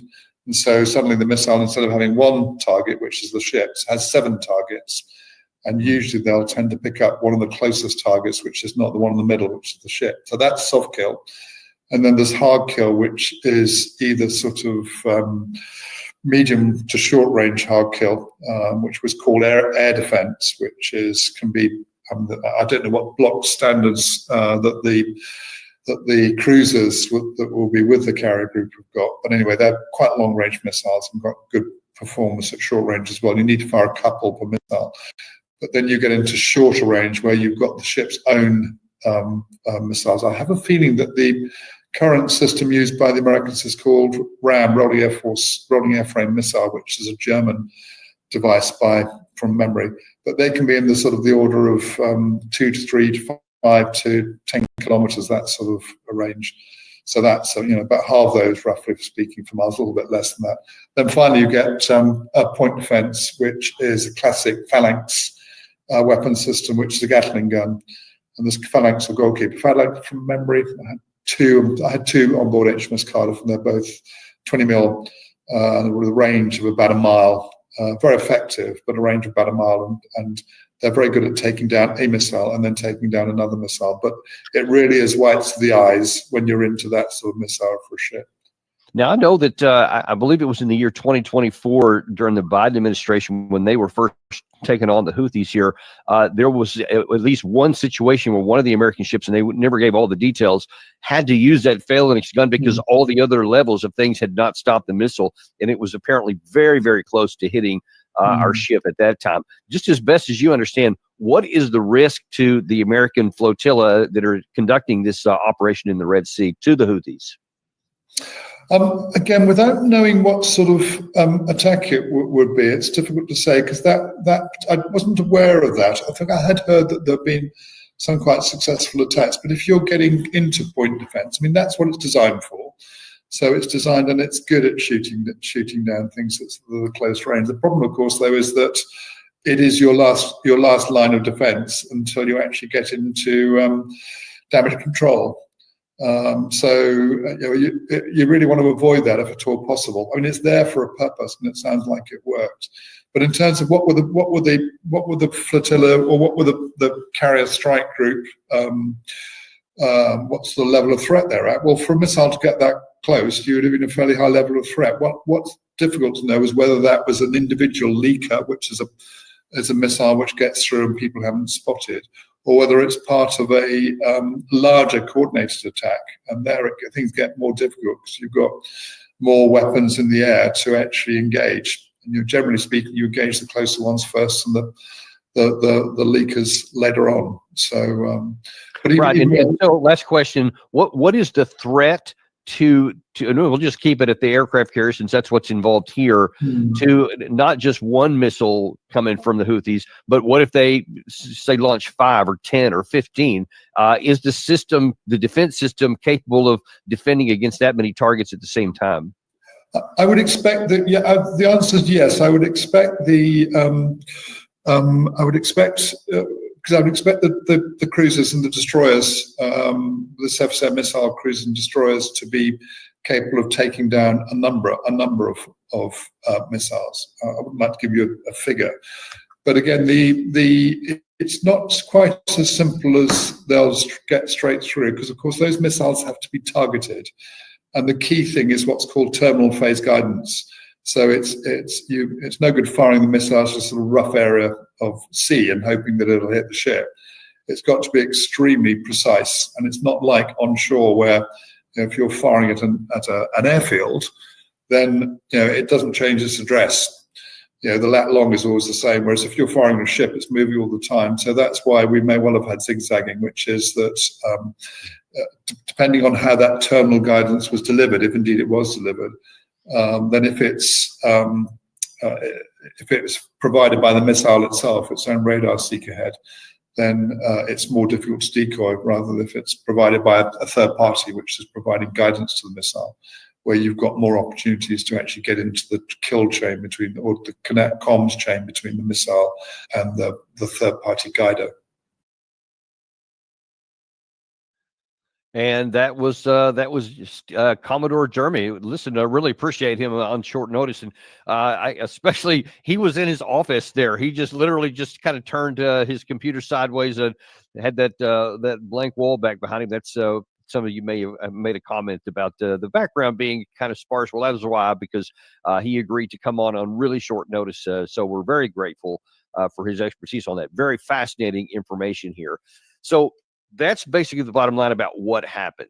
Now that I want to take a look at what is the context of this, and does it make any sense to continue making these kinds of risks? If our military is taking on an operation that is related to American national security, then losses, combat losses or accidents, or however you want to characterize this one, could be very much worth it. It could be just the cost of doing business. That's just how it works. That's why you have a military.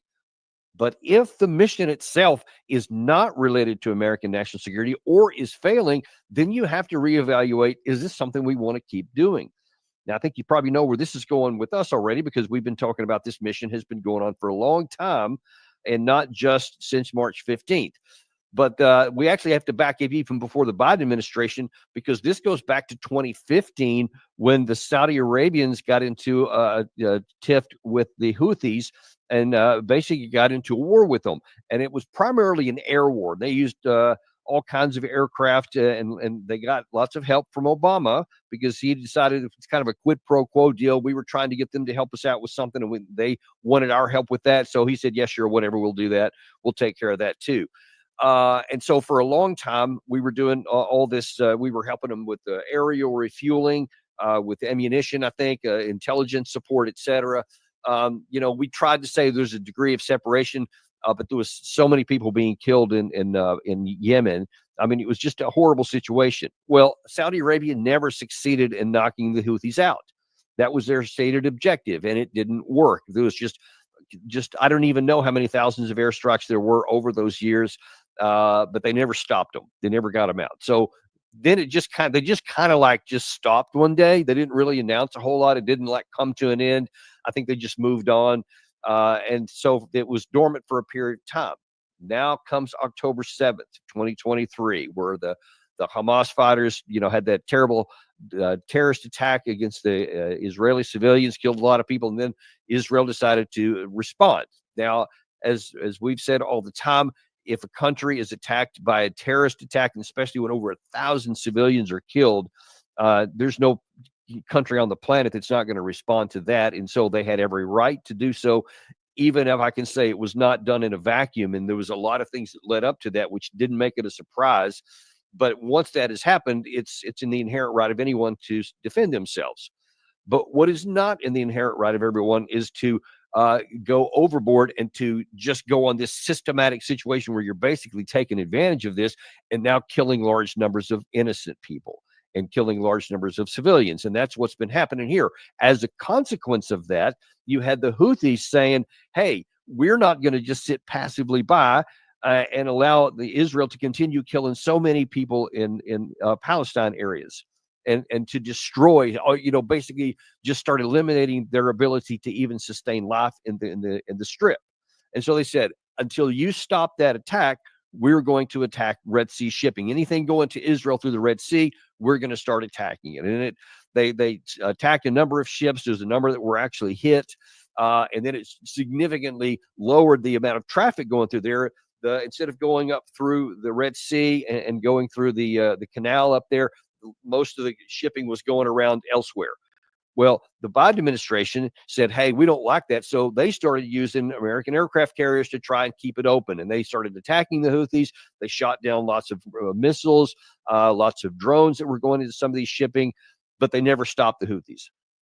And then Israel tried the same thing. And there was several times they made big attacks inside Yemen itself. It never stopped the attacks. The only thing that stopped the attacks is when Israel finally had a ceasefire with Hamas, and the Houthis said, that's what we've said all along. That's what this was all about. You have a ceasefire, we'll have a ceasefire. So they stopped their attacks. Well, toward the end of the ceasefire, before it actually fell apart, Israel said they started having some claims against the Hamas people, and they said, all right, we're going to cut off food aid. And so the Houthis said, hang on, if you're going to cut off food aid to the people, the civilians in the Strip, then we're going to resume our aerial attacks onto the shipping back in the Red Sea again. Before they could actually act on that, the Trump administration launched this big, huge operation on the 15th of March that was designed to, quote, do what the Biden administration was unable to do. You may recall, I think we've shown part of this before, but to remind you of what the original statement was from the Trump administration, here is Secretary of Defense Pete Hegseth on the 15th of March. I want to be very clear. This campaign is about freedom of navigation and restoring deterrence. The minute the Houthis say, we'll stop shooting at your ships, we'll stop shooting at your drones, this campaign will end. But until then, it will be unrelenting. We got the reports last night, Maria. The Houthi capital felt like an earthquake. Dozens and dozens of precision heavy munitions dropping precisely on the targets that we wanted to hit, sending a very clear message. And the message is clear to Iran as well. And the president said it in his truth. Your support of the Houthis needs to end immediately. We will hold you accountable as the sponsor of this proxy. And I echo his statement. Okay, so that's really this bold and brash statement that we're going to bring a lot of heavy firepower.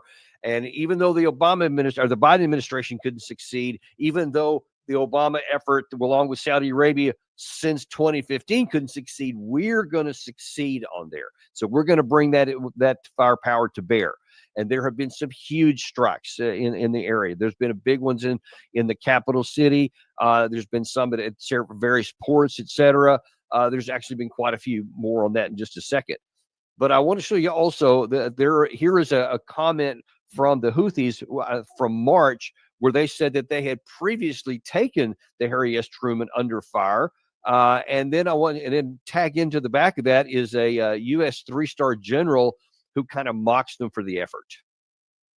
مكنت القوات المسلحة اليمنية خلال الساعات الماضية من استهداف حاملة الطائرات الأمريكية USS هاري ترومان شمالي البحر الأحمر، وذلك بصاروخين مجنحين وطائرتين مسيرتين، واستهداف مدمرة أمريكية بصاروخ مجنح وأربع طائرات مسيرة. You know, the Houthis claim to have tried to attack the Harry S. Truman. Quite frankly, it's hard to tell because while we're executing precision strikes, they missed by over 100 miles. So I would just tell you their effectiveness. I would question anything that they claim in the press that they're doing or not doing.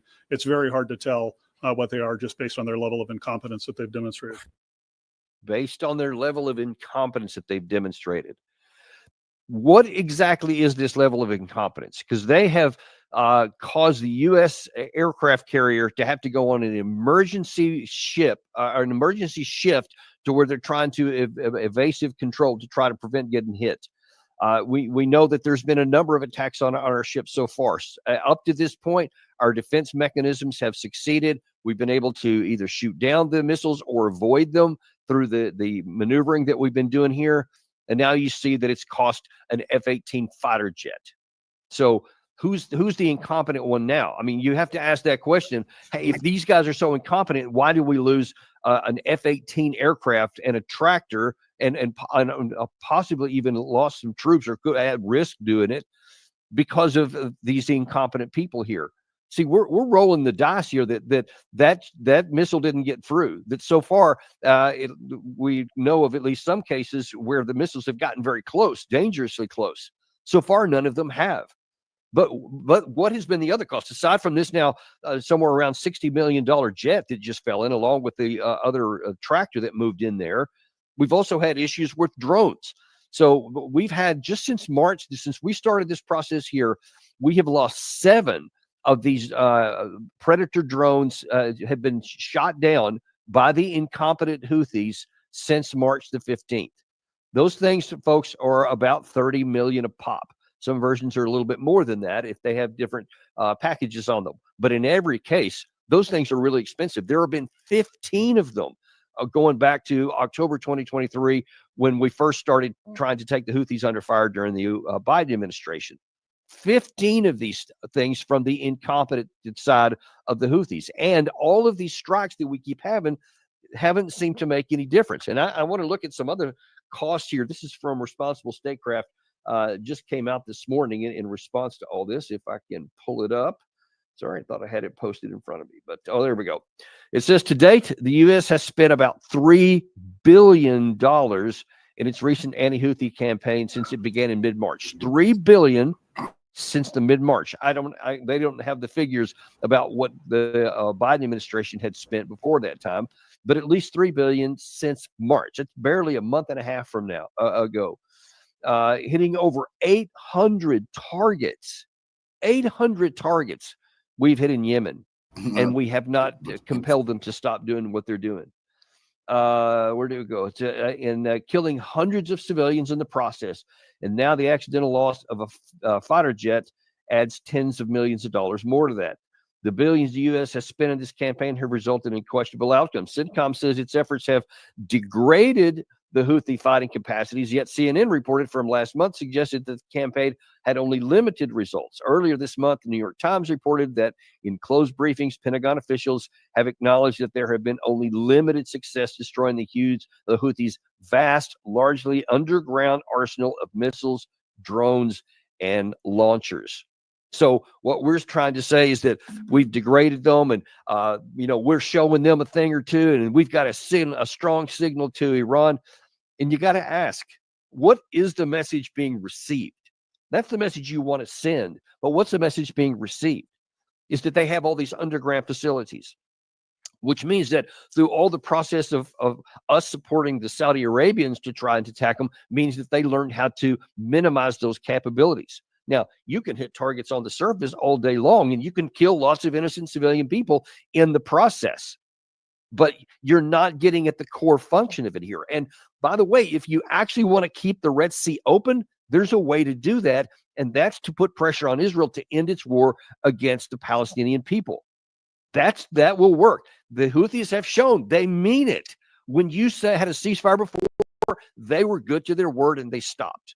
So if you want the Red Sea to be open, then we have to look at other alternatives, because what sense does it make to keep on risking an American aircraft carrier or any other naval vessel that's part of that strike group, or the loss of any other aircraft, or the loss of our drones, these multi-million-dollar platforms? What are we getting for this? Is American national interest even involved in this? The answer is no. We have a general interest in keeping the global commons open. That is true. That's a general truism. But a very small percent, I think the number is actually 3% of traffic that has to do with American commerce is affected by the traffic in the Red Sea. 3%. That means that 97% is going elsewhere in the world. What if the other countries who had something to do with that, whose economics were affected, maybe they should be trying to do something to open that up? Because imagine, we're spending all this money, billions of dollars, apparently every month that this thing's going on, for the benefit of other countries. And even that's not even really working, because it is only limited and minimized some of the attacks. It has not stopped them. So we are spending our money. We're risking our troops. We're risking our platforms. We're risking our Navy for something that's not even related to American national interest, that costs us billions of dollars, that even to the limited extent it works, primarily benefits other countries. Now, why would we want to keep on doing that? Because listen, we keep going down this path. It's almost inevitable that at some point one of these missiles is finally going to get through. You heard Commodore Jeremy there talking about how this Gatling gun is like the last line of defense, and that is effective out to about 1 mile. And these air missiles travel at very fast, so it takes only seconds to cover a mile. So if one of them finally gets through, and just imagine if all of a sudden at 12 meters off the deck, they slam into an aircraft carrier. I mean, there's going to be how many Americans killed? It's going to be a tremendous gash on the symbol of our power. Our aircraft carriers are one of the absolute symbols of American global power, that we were able to send ships all over the world and influence matters, etc. And it's like the symbol which has never even been touched. Now imagine if that gets gashed over something so stupid is trying to keep the Red Sea open to transit that's not even primarily American. It's barely a fraction of anything that represents American commerce. Why would we want to risk this damage to our credibility? And already the Harry S. Truman actually was in an accident where it ran into another ship about a month and a half or so ago. And so that's already kind of an embarrassment. Now because of, apparently we don't know all the details yet, but it appears that we were in the process of just doing some normal movement on their aircraft carrier, and all of a sudden the alarm goes off and they find out that we have to immediately get into evasive maneuvers or risk losing the ship. So you see that how fast things can turn. And I'm telling you, we don't want to find out what happens if one of our ships get hit and one of our sailors get killed. Why should we risk the life of one American in with their aircraft, Air Force, or naval pilots or Navy personnel in these ships? Why should we risk any lives over something that's not even related to American national security? Because this isn't. I don't care what anybody in the Pentagon wants to say. This is about arrogance. We want them to stop. We want to tell you're going to do what we tell you, or we're going to bomb you. That I guess feeds your ego, does nothing for American national security, and it costs a huge amount of money, because that money's coming out of somewhere, folks. That's money that we shouldn't have had to spend, and now that it's gone, and that's just a net loss. And I just don't want us to ever get to the point to where we have to explain to somebody's mother, somebody's wife, somebody's brother or husband or father that their service member was killed because we want to look tough. It's just not going to play well then, and we shouldn't have to do that. Anyway, that's where we are today. We're going to come back with Andrei Martyanov later in the afternoon. We're going to talk about some updates and some things that have been happening with the Russia-Ukraine war.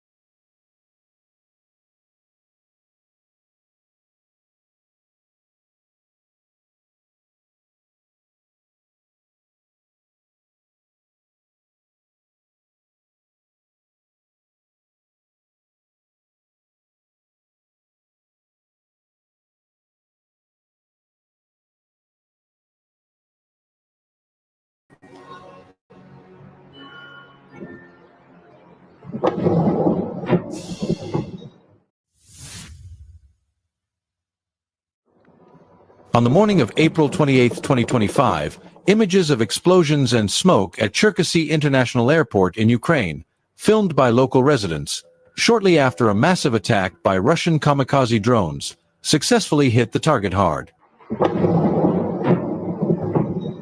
Open sources reported that Garin-2 drone struck at Cherkasy Airport, where the Ukrainian Air Force's combat aviation and logistics facilities are located, affecting the aircraft parking.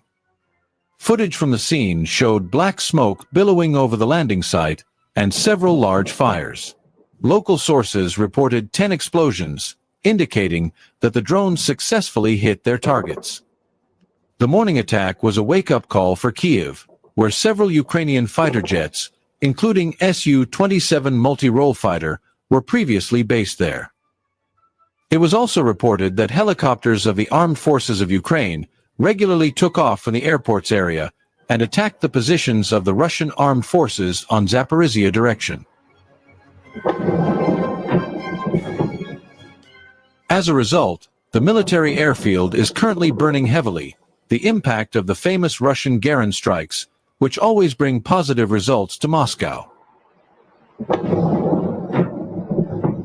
During the drone strike, sources reported that Ukrainian air defense forces accidentally shot down their Su-27, which had just taken off to try to fend off the Russian Garin. The Ukrainian Air Force has reported the loss of Su-27, although the exact cause of the loss has not been disclosed, possibly due to drone debris or friendly fire. The pilot ejected and survived.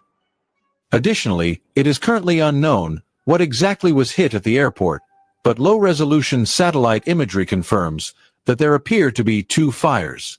One warehouse is emitting heavy smoke, and the terminal may also be smoking.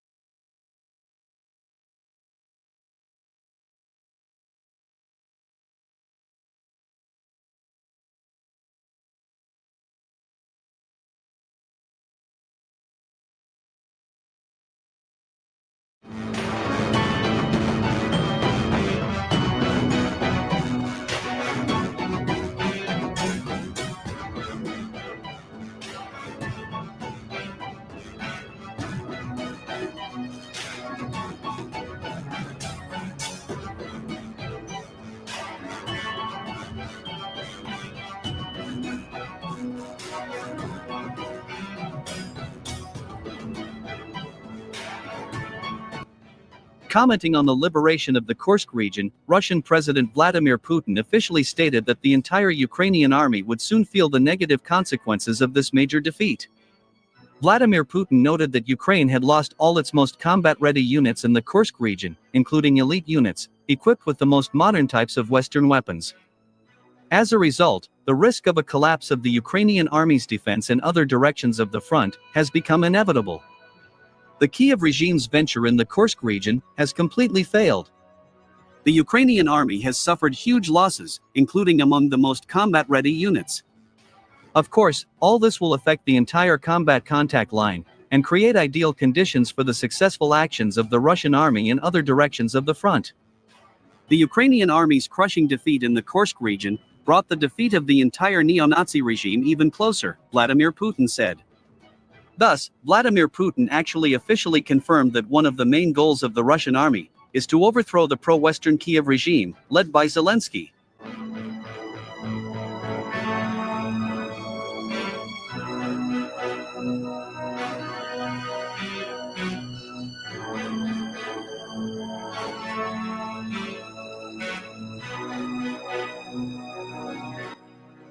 It is noteworthy that Vladimir Putin's words about the negative consequences for the Ukrainian army in other directions of the front have already begun to come true.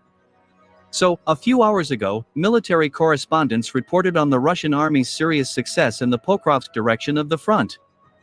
In particular, war correspondent Andrei Rudenko confirmed that Russian troops had completely liberated the settlement of Berezovka. It is noteworthy that the liberation of this settlement allowed the Russian army to take under fire control the T-0504 highway, which connects cities such as Pokrovsk and Konstantinovka.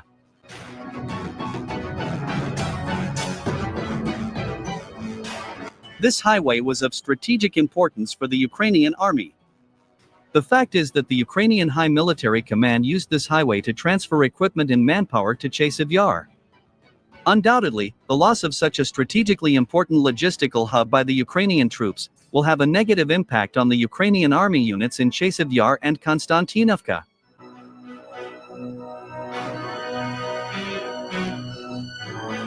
Against this backdrop, I would like to draw your attention to an article in the British newspaper, The Telegraph.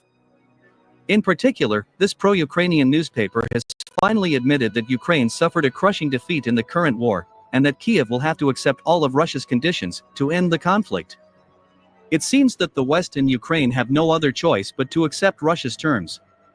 Moscow has undoubtedly won a convincing victory in a military campaign of attrition, The Telegraph said. At the same time, this British newspaper noted that Kiev's reliance on European support had completely failed, as London and Paris could offer nothing but the continuation of the war, while Britain, France, and other European countries no longer have the strength or means to keep providing military and financial assistance to Ukraine.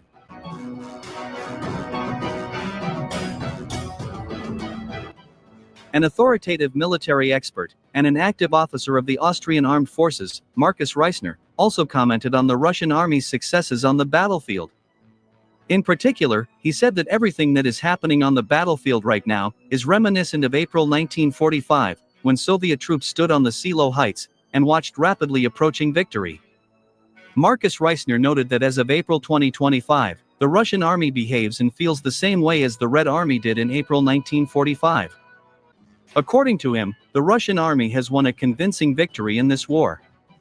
And that the Russian High Military Command understands this perfectly, demonstrating confidence and strategic initiative on the battlefield. This Austrian expert also stressed that the Trump administration has no levers of pressure on Russia. And therefore, Moscow will achieve all its goals in the current conflict.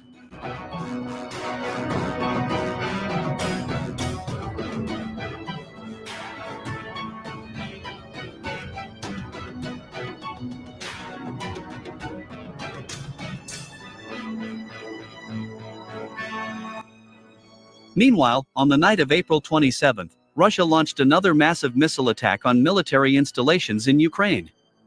This time, independent monitoring services recorded about 70 powerful explosions in such Ukrainian regions as Kharkiv, Dnipropetrovsk, Zhytomyr, Odessa, Sumy, and Kiev.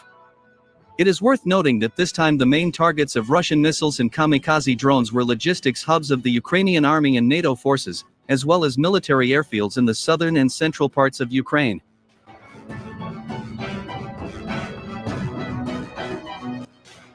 So, in the Kharkiv region, in the southwestern part of the city of Kharkiv, Russian missiles and kamikaze drones hit 3 facilities of the military-industrial complex.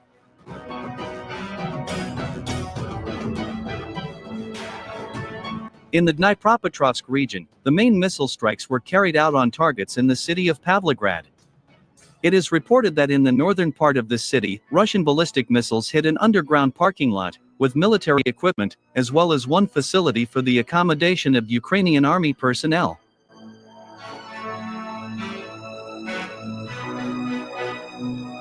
In the Zhytomyr region, south of the city of Zhytomyr, the Russian military attacked Ozernoye military airfield.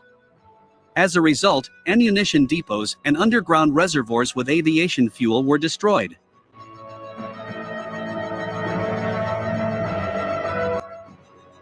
In the Odessa region, in the northern part of the city of Odessa, Russian kamikaze drones and cruise missiles rained down on Shkolny military airfield. As a result of this missile attack, 2 helicopters and 5 refueling trucks were destroyed.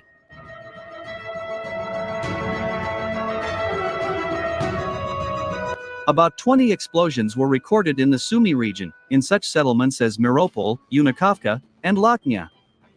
As it turned out, the Russian military, with the help of guided aerial bombs of the Fab family, struck the places of concentration of Ukrainian soldiers and foreign mercenaries, who managed to escape from the Kursk region.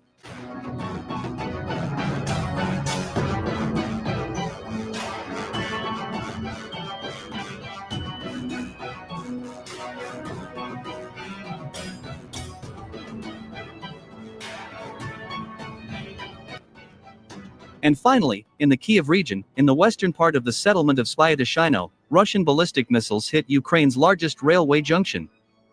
It has been established that the missile attack transpired precisely at the moment when a NATO military train from Romania arrived at that location. Sources in the Russian military department confirmed that dozens of missiles for the Patriot air defense system were on board that train, as well as AIM-120 aircraft missiles for F-16 fighter jets. In addition, this train also transported foreign mercenaries. It is reported that they were mostly British and Polish citizens. According to the Russian military department, the intended target was completely destroyed. It is well known that as a result of this missile attack, the Ukrainian army and NATO forces lost not only valuable military cargo, but also 40 Ukrainian soldiers and 15 mercenaries.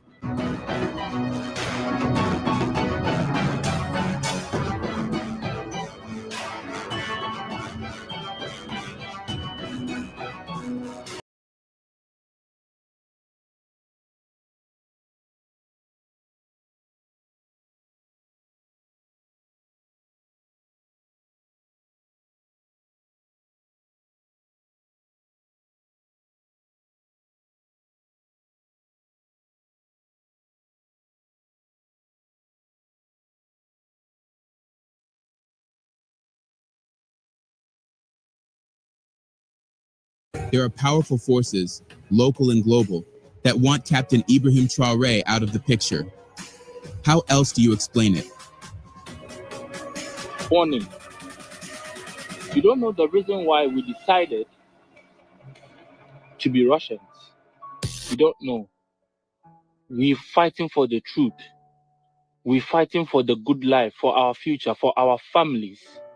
So if you think that you are strong and you are brave, only you think you have sat down, you have made your inquiries, so you want to do something to Ibrahim Traore, you are dealing with the whole Africa. And especially, you are dealing with Russian military. You are dealing with us, the Africans in the Russian military. I'm not afraid. That's why I'm doing this video. Trying to tell you that if you want to do something, think twice. Any country, I repeat myself, any country who tries again to try to blackmail any African country, you get prepared. You have to get prepared. So why do you want us to always suffer? You want Africans to always suffer. You want Africans to always suffer. Bad schools, bad road.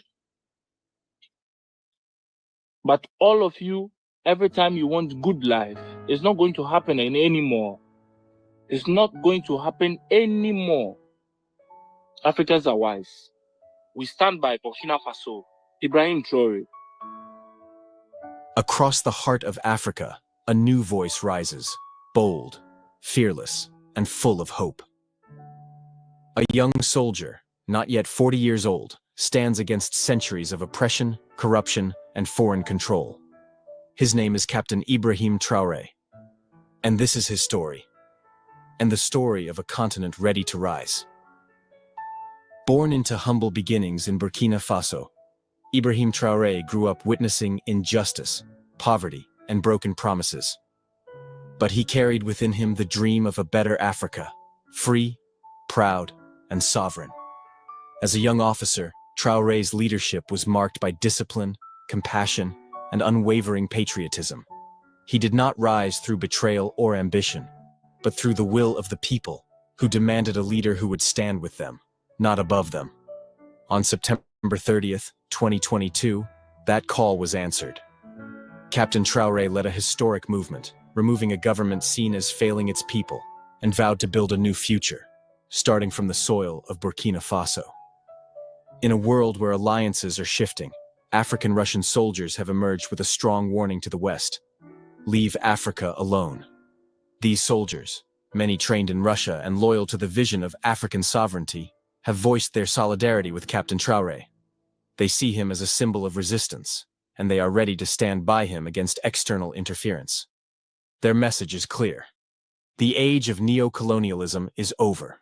A new generation will not allow their leaders to be toppled for daring to dream of independence.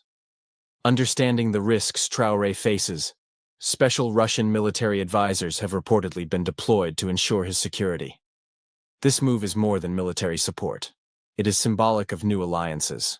Across Africa, leaders like Traore are building bridges with nations willing to respect African sovereignty, not exploit it. For Traore, survival is not just a personal matter. It is essential for the dreams of millions who see their future in him. Why would powerful nations fear one young captain in Burkina Faso? Because Traore represents something more dangerous than weapons: hope. Hope for a continent to control its own destiny, its own resources, its own narrative. By nationalizing key industries, standing against foreign military bases, and forging independent alliances, Traore threatens the old systems of exploitation. The West's economic interests, from gold to uranium to political influence, are at risk. That is why, quietly but surely, efforts are underway to weaken, isolate, or remove him. Since taking power, Captain Traore has survived numerous threats and coup attempts. Each time, it is not just the army that saves him. It is the people. from the marketplaces to the universities, from the villages to the cities. Burkinabe citizens have rallied to protect him. When whispers of betrayal emerge within the ranks, it is the youth, the farmers, the workers who rise first, sending a clear message. Touch Trare, and you touch the heart of Burkina Faso. Not everyone celebrates this new dawn. Old political elites, foreign agents, and corrupted generals all stand to lose. Funded by external interests and fueled by personal greed, they scheme to reverse the revolution. But every plot against Trare reveals a truth. This is not just about one man. It is about a people who have awakened, and they will not sleep again. In the face of Traore's courage, many wonder, where is the African Union? Why the silence? Bound by political entanglements, debts, and fear of Western backlash, many AU leaders hesitate to support a true people's movement. But outside the halls of power, among the streets and fields of Africa, support for Trare grows every day. While battles rage around him, Trare works. In agriculture, he invests in farmers. In education, he builds schools. In infrastructure, he constructs roads and hospitals. Trare understands that true freedom is built not just with words, but with action. He is sowing seeds of prosperity that will bloom for generations. For too long, Burkina Faso's wealth enriched others.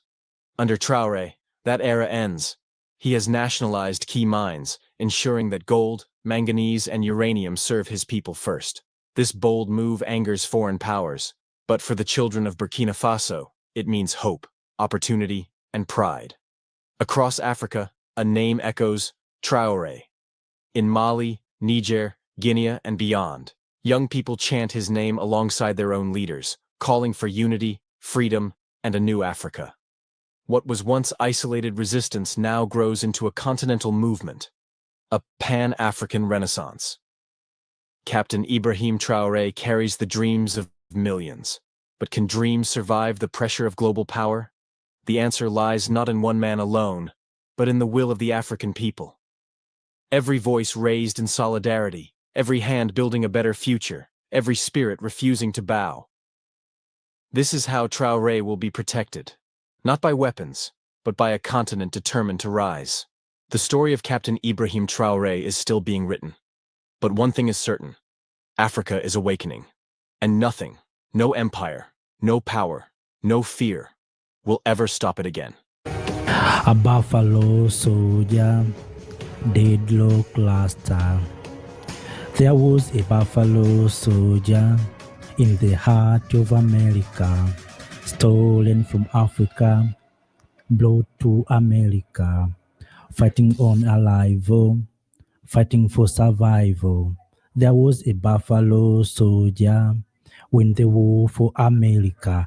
Welcome and greetings all of you, dear lovely family, friends, fellow Africans. I'm not a good singer. I'm trying to relate this song of Bob Marley, Buffalo Soldier, with the current situation where black people, Mr. Michael Langley is fighting for win for America against his fellow brother, black people, Captain Ibrahim Traore. So this time we want our Buffalo soldiers to fight for win for Africa. So whether you are in Russia, whether you are in America, or you are in France, if you are a black people, make sure that you fight for Africa, not for others, because we have been fought for others for too long. We have helping others for too long. This is a time for we Africans to come together, to unite, and to support one another. Kings and queens, ladies and gentlemen, as you heard at the beginning of this video, a young Ghanaian who is a Russian soldier talking about support to Captain Ibrahim Traore. Captain Ibrahim Traore has brought Africans around the globe coming together and speak with one voice. So, as you heard in this video, there's a rumors, maybe it's true or not, that Russia has sent special military to protect Captain Ibrahim Traore. That is a good thing, because we know Russia has helping African freedom fighters since fighting for independence, for freedom. Russia is with us since then, but we know who is our enemy, who is our friend. So Russia always stands with us, and Russia is one of the European countries that didn't colonize Africa. And we know Russia pushed back this colonization. So if Russia is going to support Captain Ibrahim Traore, we are with Russia. We are going to say we are with Russia because if someone is going to help you, I think is the best friend. But America, black people like me, is the one who want to bring us back. We know where we came from. We know where Burkina Faso was. And right now you find someone trying to accuse Captain Ibrahim Traore, to disappoint Captain Ibrahim Traore. No, we are saying no. We are saying we are going to be with Captain Trare. And of course, right now they have been trying to propagate the issue of Burkina Faso signing a gold mine contract with Russia. I think there's no problem because what we want is investment. If there's some countries that can come and invest with us, that's no problem. We want Africans to benefit from all resources. So now they're saying that we told you that Captain Traore is using gold to protect himself. But what about other countries? Recently, Congo and the US are in negotiation to sign the contract about how US is going to access critical minerals to help Congo to fight M23. But no one is talking about that. We are keeping silent. It's okay for US to access gold and critical minerals of Democratic Republic of Congo, but it's not okay for Russia to access minerals. And of course, Russia is not accessing as a free. Russia is doing business because we know Russia and we know exploiters. This time we have grown and we know who is with us. We know who trained our freedom fighters. We know who helped our freedom fighters. We know. So Russia has helped many of our freedom fighters. And to see and to show that US has no shame to us Africans, even Mandela was labeled as a criminal, as international terrorist. Mandela, you know Mandela, Nelson Mandela, that today all of us will celebrate him. He was named as a terrorist. Recently, you heard about Julius Malema. All of us, we know he's in our generation, Julius Malema, the president and the commander-in-chief of Economic Freedom Fighters. Elon Musk named him as, and wanted the international organization to recognize Julius Malema as an international criminal. Why? Because Malema has been speaking about the issue of the land. So you can see. So right now we are saying all Africans in the globe, whether you are working for Russia as this young Ghanaian, or you are working for America, or you are working for France, because we have some of us who are working for these powerful nations, they have been drained and taking us to join to their army. So when you are there, make sure that you have your home. Understand that you have your home. Don't fight with your home. If you destroy your home, no one will build your home. So if you are American, black people, you are a soldier, whether you came from Africa or you were born there, but make sure that you protect African continent. We are tired. What is your joy when you see young people suffering on the streets, young people dying into Mediterranean Sea? When you see we are living in poverty while we have these resources, and yet today we have got a leader who can lead us, who can unite us, who can bring all of us together, and yet we are not supporting him. Who we want to support, whom we are waiting to support. If we cannot support our good leaders like Captain Traore and many others, I know this time good leaders are coming. We need to protect our leaders. We need to support our leaders. So Buffalo Soldiers, now we want to win war for Africa, not for America or for others. So make sure that Coffee, follow me.